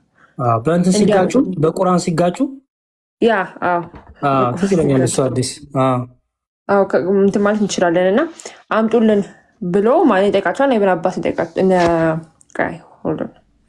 ሀዲስ አሁን ዲያቆን እግዚአብሔር ይስጥልን። በእውነት እንደዚህ ተወጥረው ካልተያዙ እነሱ የእርስዎ በጣም አሪፍ ነው። እንደዚህ ተወጥረው ካልተያዙ ዋሽተው ቀጥፈው ነው የሚሄዱት። እና እኔ በጣም ይገርመኛል እውነት የተጻፈ ነገር ለምን እንደሚዋሹ። ሌላ ሀዲስ ቢያመጣም እኮ አንደኛ ከዚህ ሀዲስ ጋር ያጋጩ፣ ሌላ ምንም እኮ የሚያመጣው ነገር የለም። ቢኖር እንኳን ከዚህ ሀዲስ ጋር የሚጋጭ ነው። ይሄ ሀዲስ ከቁርአኑ ጋር ይጋጫል። ሌላ 2 ነው 3 ሀዲስ አለ እንደዚህ መሐመድ እንደሚጽፍ አይጽፍም ብለው ቁርአን ላይ ተቀምጧል። ጆካ ማለት ነው። ስለዚህ ችግሩ የራሳቸው መጽሐፍ መጋጨትን ማስታረቅ ነው። ቀጥሉሽ። መዝሙር ቡኻሪ 2731 ትከፍታለህ? ክፈትና ራስ ተርጉምልህ በእንግሊዝኛው ቡኻሪ እንደውም ደስ እንዲል ልተርጉምልህ። አንድ አይነት ታሪክ ነው የሚያወራው። 2731 ይሄ ማለት ነው አይደል? 2731 ኦኬ። እሺ ከ21 እሺ የቱ ጋር ላንብብልህ? 2731 ላይ 2731 ይሄው ቡኻሪ። እስኪ አረበኛውን አድርገው። በጣም ረጅም ነው። ይሄው አንድ አይነት ታሪክ ነው ብለሃል ማሂር። ቆይ እስቲ አንድ አይነት ታሪክ ነው። በመጀመሪያ አስቀድመ ነገር ሐዲሱ ራሱ ነው። ቆይ ወርታች ትንሽ ወርታች አንዴ ማሂር ስማኝ። ቆይ ታነባለህ፣ ከፍቼ እላለሁ። አንድ አይነት ታሪክ ነው። ያው አንድ አይነት ታሪክ ነው። አንድ አይነት ታሪክ ነው። ወደ መካ ሲገቡ ነው መሐመድ ምናምን ተከልክሎ ነው የሚለው። ይሄ አንድ አይነት ታሪክ ነው አልኩ። በጣም ጥሩሽ። አንድ አይነት ታሪክ ነው። ሰላም የወሰነው ውሳኔ ነውና ጻፍ የሚለው አይነት ታሪክ ነው። እሱ ጥያቄን በደንብ ስማኛው ነው። በዚህ ሐዲስ ላይ ቅድም በመጣው ሐዲስ ላይ ወደ መካ ሊገባ ሲል የመካ ሰዎች እንዳይገባ ተከላክሎት ነው። ምክንያቱም በስሙን በጻፈበት ምክንያት አንድ አይነት ሐዲስ ነው። አንድ ርዕስ ላይ ነው ያስቀመጡት። ገብቶሃል? ርዕሱ አንድ አይነት ነው። አንዴ ፕሊስ፣ ርዕሱን አይደለም ፈልገው፣ ውስጡ ያለው መልእክት አንድ አይነት ነው ወይ? ለምሳሌ እዚህ ጋር ርዕሱ ምንድነው የሚለው? ፒስ ሜኪንግ ይላል አይደለ? ቻፕተር 6 ሃው ቱ ራይት ኦር ሪኮንሳይሌሽን ይላል። ፒስ ሜኪንግ ይላል የቅድሙ። የአሁኑ ደግሞ ኮንዲሽንስ ነው የሚለው the condition of jihad and peace of treaties ነው የሚለው። ችግር የለም እዛው ሐዲሱ ላይ መልሶ አለ። ለዚህ አንድ አይነት ለመሆኑ ርዕሱ ራሱ አይገናኝም። አንተ ለማንበብ ፈራህሳ ምንድነው? እያነበብክ እያየኸው ነው ማሂር። መልሱን አገኘኸው? ስማኝ፣ ይሄ ፈራህ ምናምን ተው። ምክንያቱም የቁጭ ብዬ ቪዲዮ ከፍቼ እያሳየሁህ ነው። አንዴ ቆይ፣ ርዕሱ አንድ አይነት ነው ስላልክ ርዕሱ አይገናኝም። አንድ አይነት ነው። ምን ማለት ነው? እሺ አንብብልኝ። አንድ አይነት ነው አልኩ። አንብበው። አንድ አይነት ከሆነ ርዕሱን አንብበው። ምንድነው ታዲያ ይሄ ርዕሱ? ከዛ ጋር እንዳያገናኝ የሚያደርገው ነገር ምንድነው? አንብበውና ተርጉምልኝ ማሂር። ስለዚህ ርዕሱን አላወቅከውም ማለት ነው። አንብበውና ተርጉምልኝ። አላወቅከውም ርዕሱን? አንብበውና ተርጉምልኝ። አላወቅከውም? እሺ አንተ ይሄ ርዕሱ ትክክል አይደለም የምትለኝ ከሆነ አንብበውና ተርጉምልኝ። ከዛኛው ሐዲስ ጋር በዚህ ይለያያል። አንብበውና አንተን ያልከው አንብበውና ሁለቱንም አመጣልሃለሁ። አንተ እኮ ነው ያልከው ርዕሱ ይለያያል ያልከው አይደለም። ምክንያቱም ይኸው የሚለው እዚህ ጋር ለምን ደማ ነብልህ? እኔ ላስተምር ነው የገባሁት ሁሉ ነገር ማነብልህ። ችግር የለውም። ምን ያነብላለሁ? እንግሊዘኛው ሁለቱ እንደማይገናኙ ውሸት እንደተናገርክ ላሳየ። ይሄ የሚለው ቻፕተር 6 የሚለው how to write consultation ነው የሚለው እንዴት አድርጎ መጻፍ እንደሚቻል ነው የሚለው። ኦኬ ይሄ ስለምንድን ነው የሚጻፈው? ስለምን እንደሚጻፈው መሰለ መሐመድ ስለጻፈው ወደ መካ ሲገባ መካነት ከልክለውት አሊን ጻፍ ሲለው እምቢ ብሎ አሊ አልጽፍም ቢል መሐመድ ስለጻፈው አግሪመንት ነው እየተናገረ ያለው። ኦኬ እሺ ይሄኛው ደግሞ ስመጣ አንተ ደግሞ ያመጣው ሲመጣ ደግሞ the conditions of jihad ይላል። ስለ ጂሃድ ጦርነት ቅድመ ሁኔታዎች and peace treaties ይላል እና የሰላም ስምምነት ውል ይላል። ኦኬ እሺ ቅድሙ ላይ መልሰው አንዴ ይሄን ራሱን ላሳየ 27:31 ላይ መልሰው 27:31 ላይ ምንድነው መጀመሪያ 27:31 ላይ መልሰው አንዴ ቆይ ስማ ርዕሱ አንድ አይነት ነው አረበኛው ላይ መልሰው አረበኛው ላይ መልሰው ኪታቡ ምን እንደሚል ታውቃለህ? ርዕሱ ምን እንደሚል ታውቃለህ? ኪታቡ ሱልህ ስለ ትርቅ ነው የሚያወራው። ያኛው ሆነ ይሄኛው ርዕሱ አንድ ነው። ገብቶሃል? አንብበው ተርጉሙ። አንብበውና ተርጉሙ። ይሄው ኪታቡ ሱልህ ከላይ ጀምረህ አንብበው። ይሄው ከላይ ኪታቡ ሱልህ ይላል። ያው ችግር የለውም። ፒስ ሜኪንግ ማለት ነው ምን ማለት ነው? ስለ ትርቅ ማለት ነው። ፒስ ሜኪንግ ማለት በአማርኛ ትርቅ ማለት ነው። ትርቅ አታውቅም? አላውቅም። ትርቅ የሚባል አማርኛ ነው ያለው። ስምምነት መፍጠር። ይሄ ግን ስለ ስምምነት ነው የሚያወራው። ይሄ ምንድን ነው የሚለው? ኪታቡ ሹሩጥ ስለ መስፈርቶቹ ነው ይሄ የሚያወራው። ስለምን? ስለ ጂሃድ አይደለም። ትርቅ መፍጠር ያሉት መስፈርቶች እዛው ላይ ጂሃድ ነው የሚለው እዚህ ጋር። ስለ ጂሃድ አይደለም። መልሶ አረበኛው ላይ መልሶ አረበኛው ላይ እሺ ኤንድ ፒስ ይልሃል። ቆይ ባቡ ሹሩጥ ፊል ጂሃዲ ወልሙሳለሐቲ መዓ አህሊል ሐርቢ ወኪታበቲ ሹሩጥ። በጣም ተርጉመው ማለት ነው። ለጂሃድ ስላሉ መስፈርቶችና ትርቅ ስለመፍጠር ሁለቱም ስለ ትርቅ ነው የሚያወራው። ይሄን ደግሞ አንብበው። ምንድን ነው የሚለው? እዚሁ ጂሃድ የሚል አሳየኝ። ሱልህ ይኸውና እርቅ እያለ ነው። ያኛውም ስለ ጂሃድ የሚል አሳየኝ ነው ያልኩት። ጂሃድ የሚል ውስጥ አለ። ጂሃድ ጽሁፉ ግዴታ መኖር አለበት። ምሳሌ ርዕስና ጂሃድ ካወራ ጂሃድ ተፈጠረ። ሲጀመር እርቅ እኮ የሚመጣው ጂሃድ ሲኖር ነው አይደል? ስለ ጂሃድ አይደለም ይሄ የሚያወራው። ይሄ ወደ መካ ሊገባ ሲል እንደተበላ ገብቷል። ወላሂ እንደተበላ ገብቷል። ማሂር ወላሂን ያዘው። ቆይ እንደ እሱ ኢንሻአላህ ወላሂ ኢንሻአላህ እስልምናን ከፍ እናደርጋለን። አረ ማሂር ኢንሻአላህ ሌሊት ቀን እንለፋለን። ኢንሻአላህ እስልምናን ባንዲራ ከፍ ለማድረግ ማሂር ወንድሜ ብዙ በርካታ ወንድሞች ወገኖቻችን ወደ እስልምና ብርሃን እናመጣቸዋለን ኢንሻአላህ በኢዝኒላህ ኢንሻአላህ። ዛሬ ተጀምሯል፣ እንጨርሳለን ወደፊት ኢንሻአላህ። ዳዕዋችንና ምን ታረግ መሰለ ይሄ ቀረርቶን ሽለላው ስጨርስ ና ተመልሰ ጨርሻለሁ በለኝ። ፉከራ ምናምን ጨርሻለሁ፣ ሽለላውን ጨርሻለሁ ብለና ጻፍልኝ። እንዴ አንብብ ስትባል ወላሂ እናሰልማለን። ወላሂ እንደዚህ ነው። በኃይለኛው ተወቅተዋል መምህርዬ። ያን ለማካከስ ነው እየተሯሯጠ ያለው። እኛስ እንደው ውጭ ስላለን ጊዜው ገና ስለሆነ ነው። እሱ እንግዲህ አስበለልት ነው። ሳውዲ ነው ያለው ታዲያ ጥሩ መርፌ ሰጥቷቸዋል። ጥሩ መርፌ ማለት ነው። ኦኬ አህባሽ ሆነው ነው የወጡት የዛሬ ተወያዮች። ምንድነው አህባሽ ሆነው ስለወጡ ይሄ ማህበረሰብ ደግሞ አብዛኛው ኡማው የአላህን ያልሰማውና ጭንቅላት የሌለውን አምላክ እንደሚያመልኩ ስላወቀ ጥያቄ ስለተፈጠረ ድራማ ሰሩ። የውሸት ማስለም ድራማ ምናምን ሰሩ። ይኸው ሰራዊቶቻቸው ደግሞ እየዞሩ ፕሮፓጋንዳ መስራት የጀመሩ ማለት ነው። ይገባናል። ጆሮውን ተጎትቶ መጥተው የተወያየው ምን ያህል ጥሎ እንደወጣ አይታችኋታል። አላቅም ስለ አላህ ሲጠየቅ አላቅም። በእርግጥ ስራው ልጁ ፈትዋ መስጠት ነው። ባሌ ጡቴን ሲጠባ ወተት ወጣ ምንድነው ኒካ ይፈርሳል ወይ? ባሌ 3 ጊዜ ፈታሽ ብሎኛል።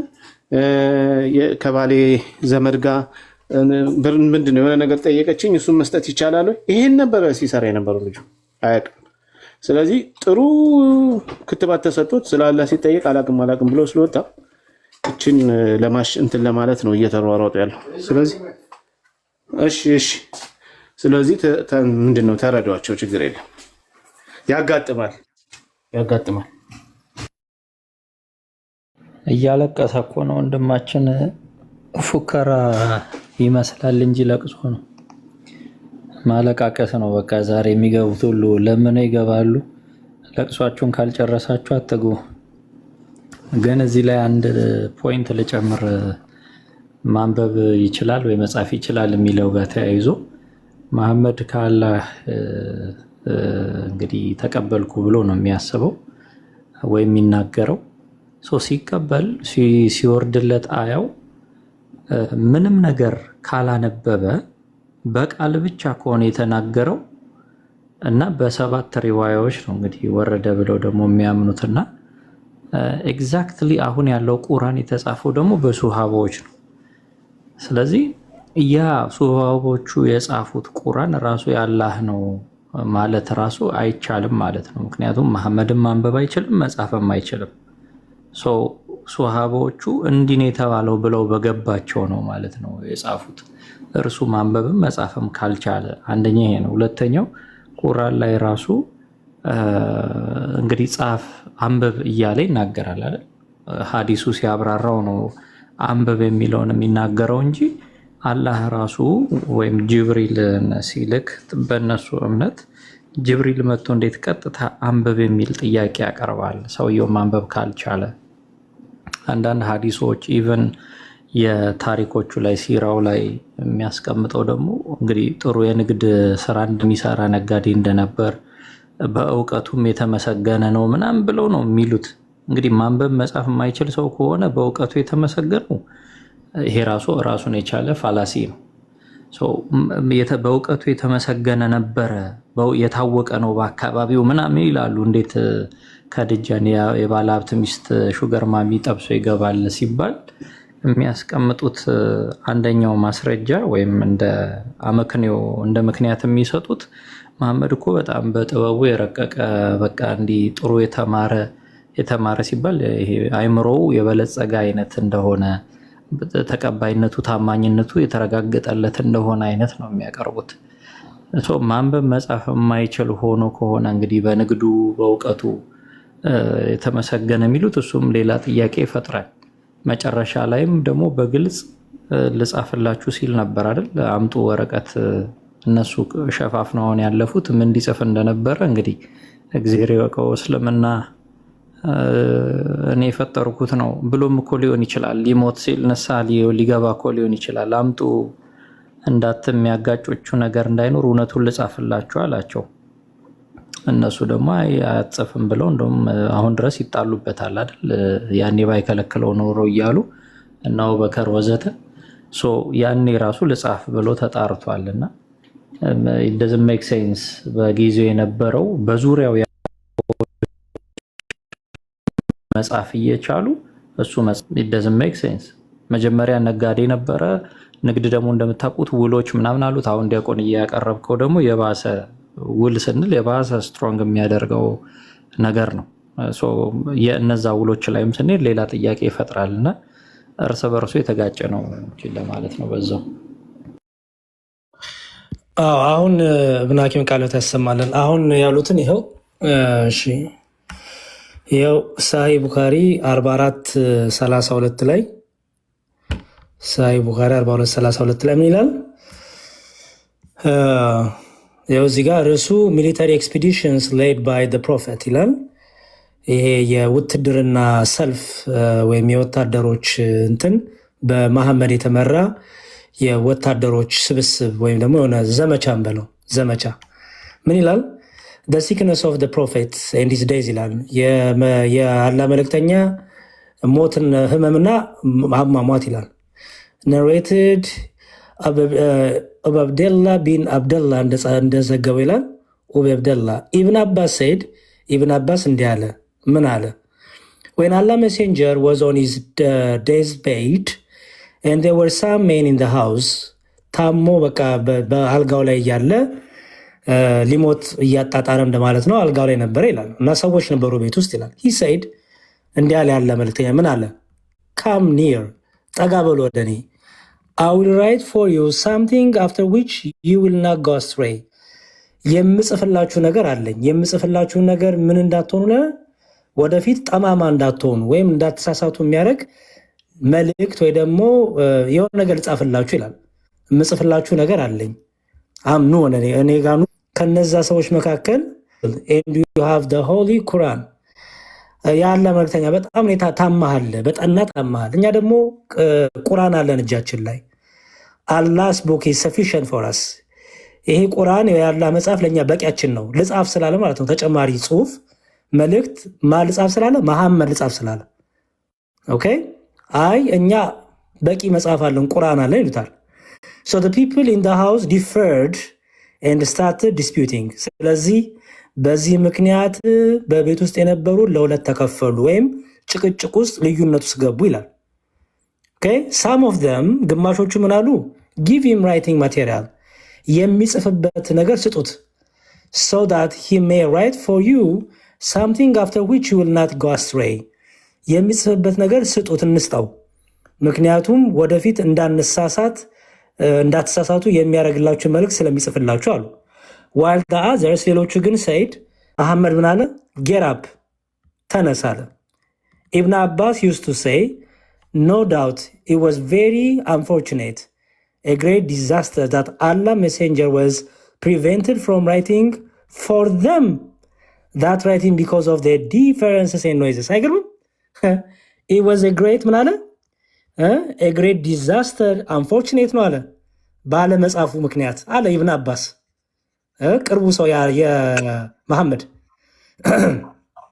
ባለ መጻፉ በእነሱ ጭቅጭቅ ምክንያት ሊጽፍ የፈለገውን ነገር ባለ መጻፉ በመከልከላቸው unfortunate ነው አለ መታደል ነው great disaster ነው ውድቀት ነው አለ that Allah messenger was prevented from writing በራሱ በተከታዮቹ በመከልከሉ እንዳይጽፍ ይሄ በጣም እድለቢስ መሆን ነው እና ደግሞ ውድቀት ነው አለ for them that writing because of their differences and noises ይላል በእነሱ ጫጫታና ክርክር ምክንያት አለመጻፉ በጣም ያሳዝናል ብለዋል ኢብኑ አባስ እና ያላ መልእክተኛ መጻፍ አይችሉም እንዴት ትሉናላችሁ ወገኖች ይሄኔ እኮ ምናልባት ሊናዘዝ ነበር መሰለኝ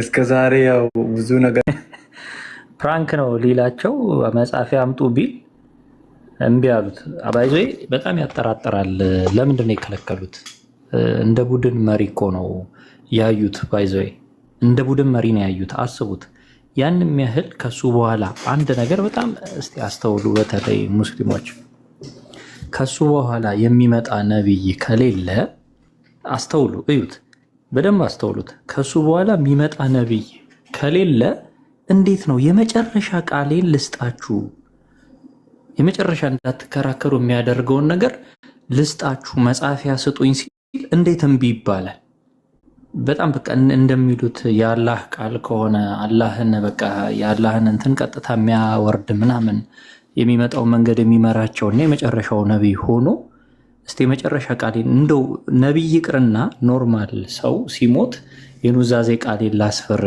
መጻፊያ ስጡኝ ካለ ሰው ተሯሩጦ እንደውም ባይዜ ታውቃላችሁ መቼም በካህናት ደግሞ እንደውም ስክሪፕቶና ወረቀት ይዘው ነው የሚዞሩት እንደዚህ መጨረሻ አካባቢ ላይ ያለ ሰው ካለ ሲጀመር ራሱ ሲሄዱ ስክሪፕቶና ወረቀት ይዘው ነው ምክንያቱም እንደዚህ አይነት ቃላት ካሉ ያው ቅጽበቶች ናቸው ይታወቃል ያውም ይሄ ሰውዬ አይ አትጻፍ ይበቃናል ምናምን ትዕዛዝ ነው እኮ እየሰጡት ያሉት እንደ ነብይ አይደለም እየቆጠሩት ያሉት እንደ ቡድን መሪ ነው ወይ እንደ የሆነ ነገር ነው ልጻፍላችሁ አምጡ ማለት ትዕዛዝ ነው አይደል እንደገና አይ ይበቃናል ማለት ደግሞ ሌላ ትዕዛዝ ይሄ በጣም አስገራሚ ነገር ነው አስገራሚ የሆነ የገባቸው ነገር አለ ማለት ነው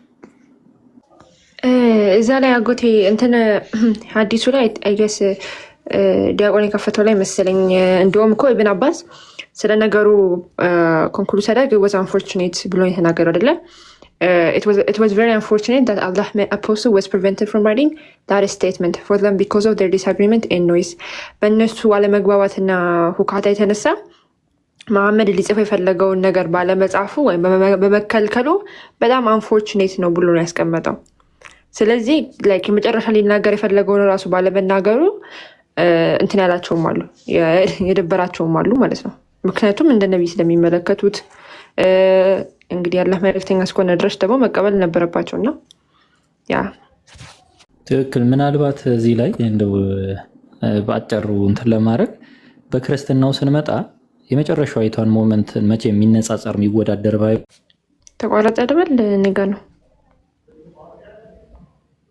አይ ተቋርጧል። ቤን ላይ እኔ ለወጣ ነው በነገራችን ላይ ይቅር በሉኝ እንግዲህ። እሺ ዲያቆን ችግር የለም። በቃ እኛም እየጨረስን ስለሆነ ኢንኮንክሉድ አድርገን መውጣት እንችላለን። በቃ መልካም እንግዲህ ቢኒ እያለ ሳላቀው ያዘዛ ቀስ እያልኩኝ ገባበት እኮ ቤት ላይ ዋይ ልታስወጡኝ ነው። በቃ ከዛኛው ግሩፕ ከዛኛው ስራ ቀስ በቀስ ወደዚህ ስራ የለህም ነበር ዲያቆን ሰሞኑን የለህም ነበረ ሰሞኑን። ኦኬ አቁት የለህም ነበረ እና ችግር የለም። አይ እመጣለሁ። ችግር አሁንማ እየሳዊ ነው በፍቅራቸው። ስለዚህ እመጣለሁ። እሺ ዲያቆን ተመለስክ? አቁት መቼ እንደወረድኩ አላውቅም። ድንገት ነው የሆነ ሰዓት ላይ ቀጣልና ወይ ሰው እኔም እንደማሜ ጉዶኜ ነበር መጨረሻ መናገር የፈለኩት ሳልናገር። የብቻ ሐዋርያት በአንድ ልብ ሆነው በመንፈስ ቅዱስ ህብረት ውስጥ ሆነው ነው ሲያሳልፉ የምናያቸው። የመሐመድ ኬዝ ላይ ስንሄድ ግን ኦኬ ዲያቆን እየተሰናበቱን ነበር እንዴ? አልሰማሁም እኮ።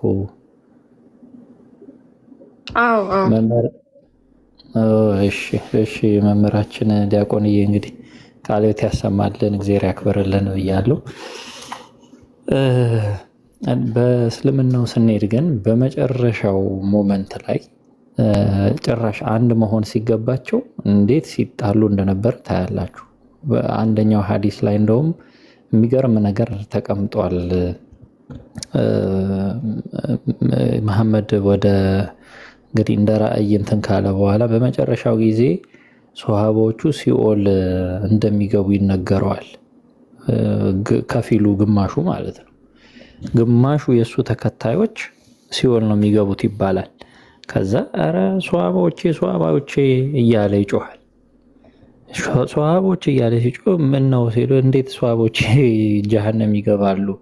አይ አታውቅም አንተ ዝም በል አላህ የተሻለ ያውቃል። አንተ ከሄድክ በኋላ ከባድ እንግዲህ ምን እንደሚክዱ ከባባድ ክህደት እንደሚያመጡ አንተ አታውቅም፣ ይጠማሉ ይላል ማለት ነው። አሁን እነዛ ጠመሙ የተባሉት ናቸው ቁርአን ጻፊ ቁርአን አስተላላፊ ሆነው ቁጭ የሚሉት ማለት ነው። እንደምታውቁት እነዛ ሱሃባ ተብዮች ተገዳድለዋል እርስ በርስ። አሁን ድረስ ተከፋፍለው እንደምታዩት ከሌ ሙስሊም አይደለም ተብለው በነፍስ የሚፈላለጉ ናቸው። ከክርስቲያን በፊት እንደውም እነሱን መጨረስ ነው የሚባባሉ ጠበኞች ናቸው።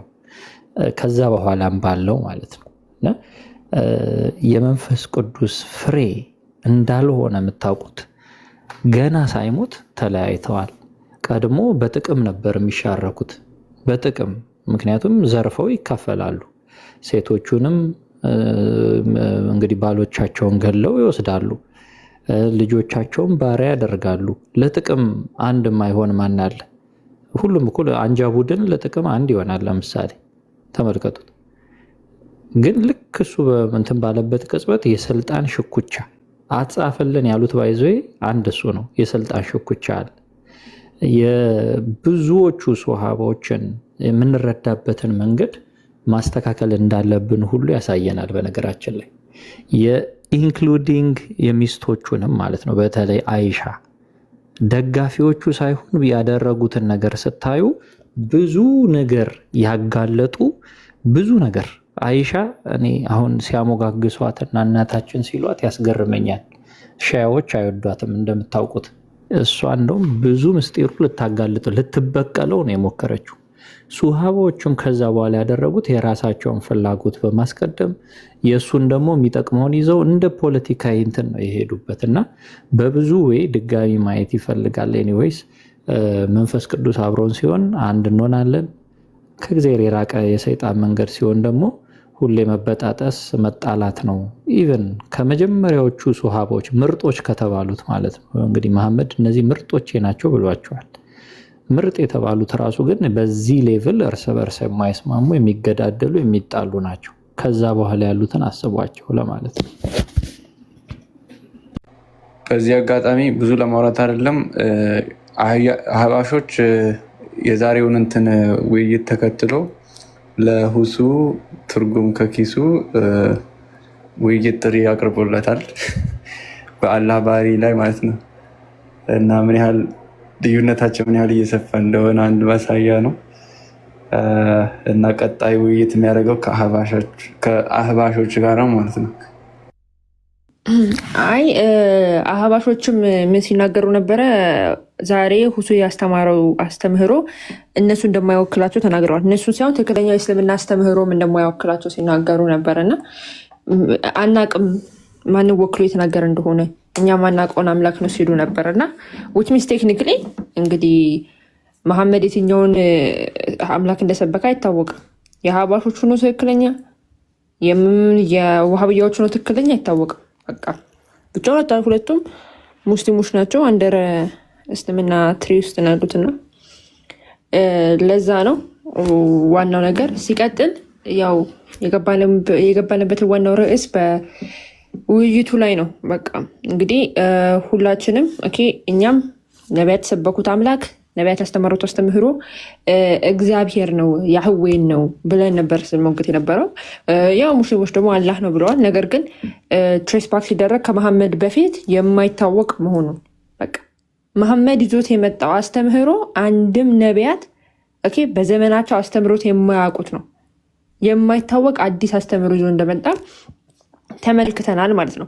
ሲቀጥል በተለያዩ መስፈርቶችንም ደግሞ ነቢያት የሰበኩትን አምላክ መዝነናል። በተለያየ ለምሳሌ የመሐመድ አምላክ በቅያማ ቀን ባቱን ይገልጣል ይላል። መሐመድ ይዞት የመጣው የነቢያት አምላክ ይባላል። አንድም ነብይ ግን መጽሐፍ ቅዱስ ላይ የትንሣኤ ቀን በሚመጣ ጊዜ እንግዲህ ባት ይገልጣል ያለ የለም። እንደዚህ የሚባል አስተምህሮ የለም። እንደዚህ የሚል አስተምህሮ የለም። የሙስሊሞች አምላክ የጀሃነም ላይ እግሩን ያደርጋል። ነቢያት እንደዚህ ብለው አላስተማሩ። ነቢያት አምላካቸውን አባታቸው ነው አባታችን ብለው እነሱም ደግሞ ህዝቦቹ ደግሞ ልጆቼ ብሎ ነው የሚላቸው። የመሐመድ አምላክ ግን አይደለም አይደለም። እንደውም አባት የሚሉትን እንደሚረግምና እንደሚቀጣ ነው። ልጆች ከሆናችሁ ለምን ይቀጣችኋል እያለ ራሱ ቁርአን ላይ ያስቀምጣል። እና ስለዚህ ነቢያት አላስተማሩ አስተምሮ አትሳም ፖይንት የመጣ ነው የሚለውን እንግዲህ በደንብ ተመልክተናል በዛሬው ድቤት። ኋላ ላይ ወይ ቢኒ ይቀጥልሽ ቴላዬ የሆነ ነገር ላሰማችሁ ላሳያችሁ።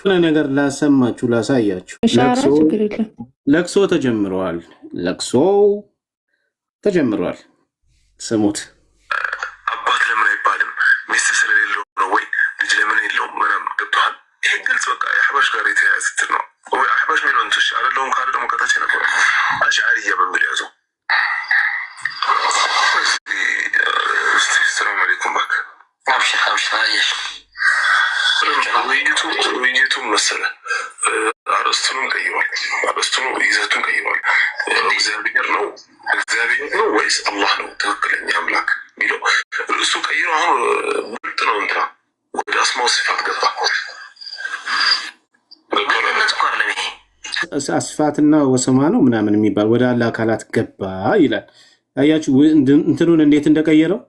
ሁለቱ መካከል ያለውን ነገር ሀሳብ ስላነሳ በጣም ዋብያዎች ተናደዋል። ማነው ያሳነሰኝ? ታላቅ ሰው ስለመጣ ነው ታላቁ። እሺ እና ስሙት። በጣም ነው እያለቀሱ ያሉት። ስሟቸው። ለምሳሌ እንዲመቸው ባለመጣል እንዲመቸው ምናምን ነው እኮ። ይሄ ደግሞ አሕባሽ መጣ። አቂዳ ረዳዳቸው ታዊ ለመጠቀም ችግር ነው። ከእናንተ ይባሳል እንደ የእናንተ ችግሩ እኮ እንደዚህ ምን ማለት አምላክና አምላክና አባትህን አይመስልም ላለማለት የምታደርገው ጥረት እኮ ነው። እናቴን አይመስልም ላለማለት የምታደርገው ጥረት ነው። ከእናንተ ይከፋል እንዴ? እንዴት ነው አምላክ ሲባል አእምሮ ላይ እናትህ የምትመጣበት? የእናትህ ምስል ይመጣበት? እናንተ እንትን እኮ ነው። እኛ አድቫንቴጅ መውሰድ እንችል ነበረ። ሶስቱ አይደሉ ክርስቲያን፣ ኦርቶዶክስ፣ ማን ነው ጴንጤ፣ ኦርቶዶክስ እና ሙስሊም ይደረግና ጴንጤ መሀል ቆሞ ያው እነሱም ለነዛ የሚያደርግ ግን የሚሳደብ ሲሆን የሚት እያደረግ በሱ ቤት ገብተው እየተሳደብኩ ነው አቁም ምናምን እየተባለ የሆነ እንጂ እርስ በርስ እኮ ውስጥ እኮ የሚያስጠላ ይሄ ነው። የሚት መደረግ አትችልም። ግን ግብአት ምናምን አይደለም። ቢንታሊ ሁሴንን አልተናገርንም እየተባለ ያለው አድቫንቴጅ እየተወሰደበት ነው የተባለው እንጂ እዚህ ላይ ሁሴንን አልተናገርም። በዚህ ሰዓት ላይ አንድ ሰው እንደ ክርስቲያኖች መጥፎ ሰው በምድር ላይ የለም። እንደ ክርስቲያኖች መጥፎ ሰው የለም ይላሉ። ዘጋው ነው በቃ በደህና ሆነ። ሰላም አለይኩም።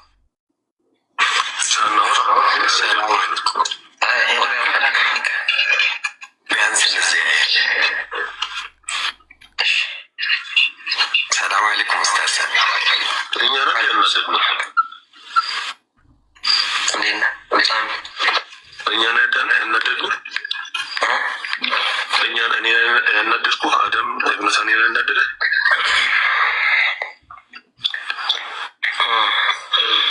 እናንተ ምን አደረጋችሁ? ቻው በቃ እንዴ ይላል በቃ ደህና ደረክ ማወራው ጠፋኝና አየሽ ማወራው ጠፋ ማንም ትችላለ ሲባል ሚስቴር አላለ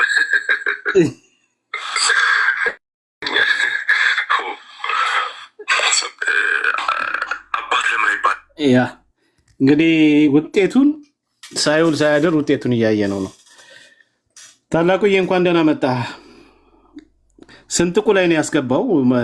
እፎይ ስንጥቁ ላይ ነው እንትኑን ያስገባው። ምንድነው ሽብልቁን ቀጥል።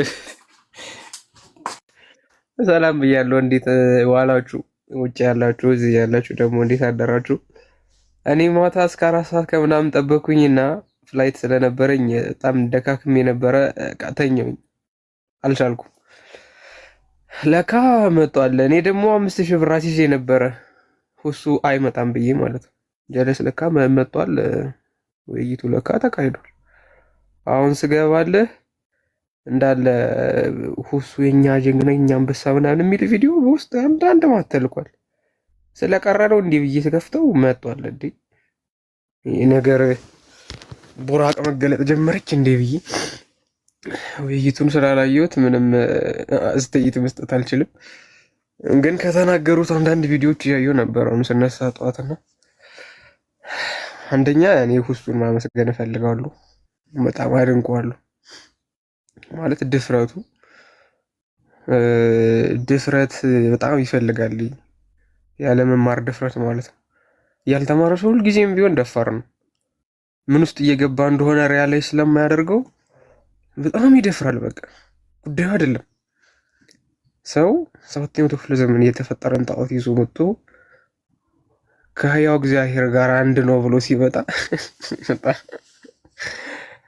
ማለት በጣም ድፍረት ይፈልጋል። ይህንን ሀሳብ ስለምጣት ሲቀጥል እኔ ቢኒ መጀመሪያ ላይ ገርሞ የነበረው ነገር ምንድን ነው እና ምን ያክል ሰዎቹ ነብያቸውን እንደማያምኑበት እንግሊዘኛ ስለማይችል አይወያይም እሱ ተባለ አይደለ? እንግሊዘኛ ምክንያቱም 6ኛ ክፍል ላይ ነው ያቋረጡት ብሏል ጀለስ። ስለዚህ 6ኛ ክፍል ላይ ያቋረጠ ሰው ቢያንስ እስከ 6 ተምሯል። በቃ የሰውዬ ከነብዩ ይሻላል። ቢያንስ እስከ 6 ተምሮ ፊደል ለይቶ ማንበብ ችሏል። አረብኛም ይሁን ምንም ከነብዩ ይሻላል። በስነ ስርዓት እስከ 6 የተማረ ሰው አይወክለኝም ወይም ደግሞ አይወያይም የምትል ከሆነ ነብዩ ተነስቶ ቢመጣ አያወያዩትም ማለት ነው። ነብዩ ተነስቶ ቢመጣ እንዲወያይ አይፈቅዱለትም። ምክንያቱም አልተማረም። ጀለስ ኡሚ ነው፣ ምንም የሚያውቀው ነገር የለም። እና በድንቁርና መመካትን ማቆማቸው ራሱ በጣም ደስ ብሎኛል። እኔ በድንቁርናቸው መመካት ማለት ይሄ ድሮ ጀምረው እንትን የሚሉት ነገር ነበር አይደለ? ነብዩ የመሀይሞች ነብይ ነው ምናምን አይነት ነገር አለመማሩን ይመኩበት ነበር። አሁን እያፈሩ ነው። እግዚአብሔር ይመስገን አሁን እያፈሩ ነው። ያልተማረ ሰው ሲወክልህ ምን ያክል ማኑ ሊነካ እንደሚችል ማወቅ ራሱ በጣም ጥሩ ነው። ሲቀጥል መነጸሩን ገልብጦት ነበር እያሉኝ ነበር። ገልብጦታል እንደ ቢዲ እሱ እንኳን ስታይሉ ነው። ከዛ በፊት ሲሆን የጀመረው ከዚህ በፊት እንደዛ ይገለብጣል።